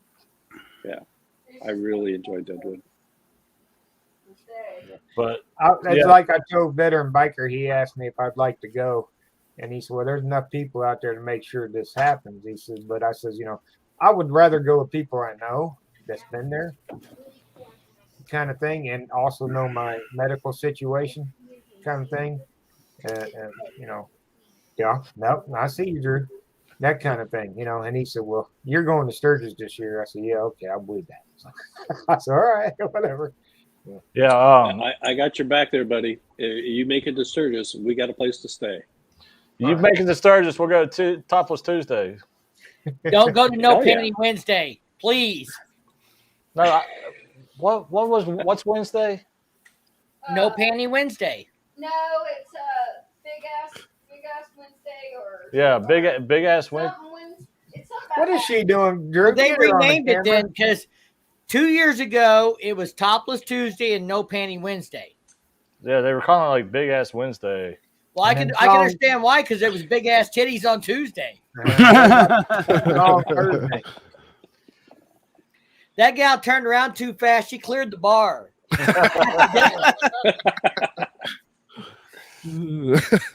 Yeah, but yeah, we didn't get there in time for entering the contest, but all the guys were like, "You should have entered the contest. You would have probably won it." There was a gal I swear had 20-pound packs of seed, strapped to her chest. Is what it looked like from a distance. Really? Well, she had her Harley Quinn outfit also on. She played that theme when she went. Not gonna touch that. Well, the day we went, they didn't have a contest. They just had bartenders that were all topless. And one of them looked like she just got done at the dinner table. I mean, she, like I said, if she turned too fast, she'd have cleared the bar. Knocked everybody out of the way. It looked like Three Stooges. But yeah, it's Stoneville. Yeah, I don't know. We've just gone to Sturgis so much. Downtown Sturgis is no attraction to me anymore. It's just that, and with all the cops that freaking harass the crap out of you to do anything. We went 2 years ago, and we went downtown. I took Firecracker downtown so she could experience that, buy some souvenirs, 2 afternoons, but that's all we spent downtown. We spent the rest of our time riding, seeing sights, went to Full Throttle Saloon one night, but mostly, again, when we want to do our drinking, we go back to the house and drink at the house because, like at Sturgis, you can't afford to be drinking and riding down there, man. You end up in a fucking jail cell, and it will cost you to get out. Dude, that's one thing that's on my bucket list is Mount Rushmore. Jail? Your bucket list jail? Come on, let's go. No, not jail. Hell's got you hooked up. I've been to jail. Only on the on the other end of it. But yeah, we stayed just outside of Deadwood. We stayed out actually just outside of Lead toward the Spearfish Canyon side, and it was a great place to stay. We had a good time. We shared a house with other people. We stuffed more people in the hot tub than it could fit. We had our own little show right there at the house, and we didn't need to go to a campground for that. Yeah, it's I don't know. It's just one of those things. Unless you have something specific to go, or it's your first time. I might try to get a contract out there next year. She said she's going to try. She might try to get a contract out there at the time. That way we don't. Yeah, I've also heard that too. It's actually if you want to ride or do something, go when the Bradley ain't going on. Yeah, because it's great riding, but yeah, you got too many flatlanders that can't take a curve, and then you're like, oh man, I hate people like that. Fucking people in cars are like that when I'm trying to ride home and cars like slowing down in the corner because he's got a big rig beside him. It's like, dude, what are you doing? Why are you slowing down below the speed limit? Just get on the gas and go, you fucking idiot. It's funny that you guys talk about, I've actually thinking about going like off season, not necessarily for the rally. I've been, a couple of you guys know Steve Scouse. Yeah, Scouse. And, him and I have talked to, if the borderline opens up, maybe we might plan something outside the normal rally and they would come across the border and ride. Yeah. We do Bikes, Blues, and Barbecue, and in some ways, it's got to be a top 5 rally. This year, Harley Davidson gave away a bike at Bikes, Blues, and Barbecue, just like they do at Sturgis, the Hometown Rally, and these others. It's so big. And we're down there riding. Highway 62 between Eureka Springs and Rogers. It's got some crooked-ass shit on it, and you cannot be running like a crazy man on it because you come around the curve, and there's a fire truck and an ambulance scraping a guy off the side of the mountain. Yeah. It's not the place and the time for it. If you want to ride those rides hard, you want to go do that stuff, you'll enjoy it a lot more if you go outside of the rally week. That's gone. Fellas, I got to jump off. I'm out of battery here. So I'm going to keep watching on TV, but y'all have a good weekend. Hey, you Ride too, safe, man. and we'll catch you on the next one. Yep. Thanks Good for talking joining to you, in. man. Yep. Yeah, I'm going to jump off. We got to go to the old Balloon Festival, or as Miss Hellbelly posted, the Ballin' Festival. Yeah. I think y'all it's probably been tossing up some pretty good photos from that. That's pretty good. We're running over 3 hours here, so we can probably end this. Yeah. We've had a hell of a good time, a hell of a good turnout. I appreciate you, everybody, coming over and joining in on the chat and being part of the conversation, the community and stuff. And, Unless somebody's got something they want to say before we go, I'll let everybody go around and say goodnight. We'll start with 9 Mills. Uh-oh, I lost you. Oh, there we go. Good night. Keep watching the videos. Everybody on here is great, man. Just go subscribe to everybody you can. Don't subscribe just to subscribe, but watch their videos. You know, it's worth it. All right, Road Rash, what you got? What I got, go out and buy yourself a bottle of Crystal Head vodka that's black because it's blue agave vodka. And damn, that's really tasty. What's the name of it? It's Crystal Head vodka, and it comes in a black bottle. It's about 63 or 50 some odd dollars American for a 26er, as we call it up here in Canada, or what you guys would call a fifth down there in the States. And yeah, it's blue agave. It's vodka, but it's made from the cactus. It's not your typical fucking potato or grain vodka. It's called blue agave. A buddy of mine bought me a bottle for my birthday the other day, and I'll tell you, probably the nicest tasting vodka I've ever had. So if you like vodka and you want to try something a little different, go out and buy yourself a bottle. It's a little expensive, like I said, but it smells just like tequila. It has that kind of tequila like taste, but it's not tequila, it's vodka. All right, Travis, what you got? Man, all I want to do is say, make sure you guys ride safe, have fun, whether you're a YouTuber or not a YouTuber, you want to start, always have fun on two wheels, because that's what it's about. Enjoying the people, enjoying the ride. There you go. All right, Hell Belly, we're going to let it all go out with you, so bring the big ending. Don't do what I do what I say. We'll start there. No, not really. Come over, support this guy, watch the videos. Everybody that's on here, support them. And if you don't have anything to do on Monday nights, come over with the Weekend Hangover show we started. This week we got guys from Suspension Technology come over to talk to us. We got a lot of stuff planned. And if you, I don't know, if you got any suggestions, let me know. Hopefully I can do one of these little live feeds and get all these guys over on my channel so we can talk about titties and bad decisions. Right on. All right. I want to thank everybody for joining in tonight, hanging out with me. We had a good time. We had an awesome time at K River. For anybody that didn't go, I highly recommend get online, book your spot. We're going to be at K River. I love Bikes, Blues, and Barbecue. I love Bike Fest. But K River is where you get to hang out with people and build friendships and memories that you're going to go through time, and that's kind of what I really dig. That's what I dig about this community. So come be a part of it. Ready? Right. Later, everybody. Right. Thank you, everyone. All right, we're out. Slayer. Later. Hey.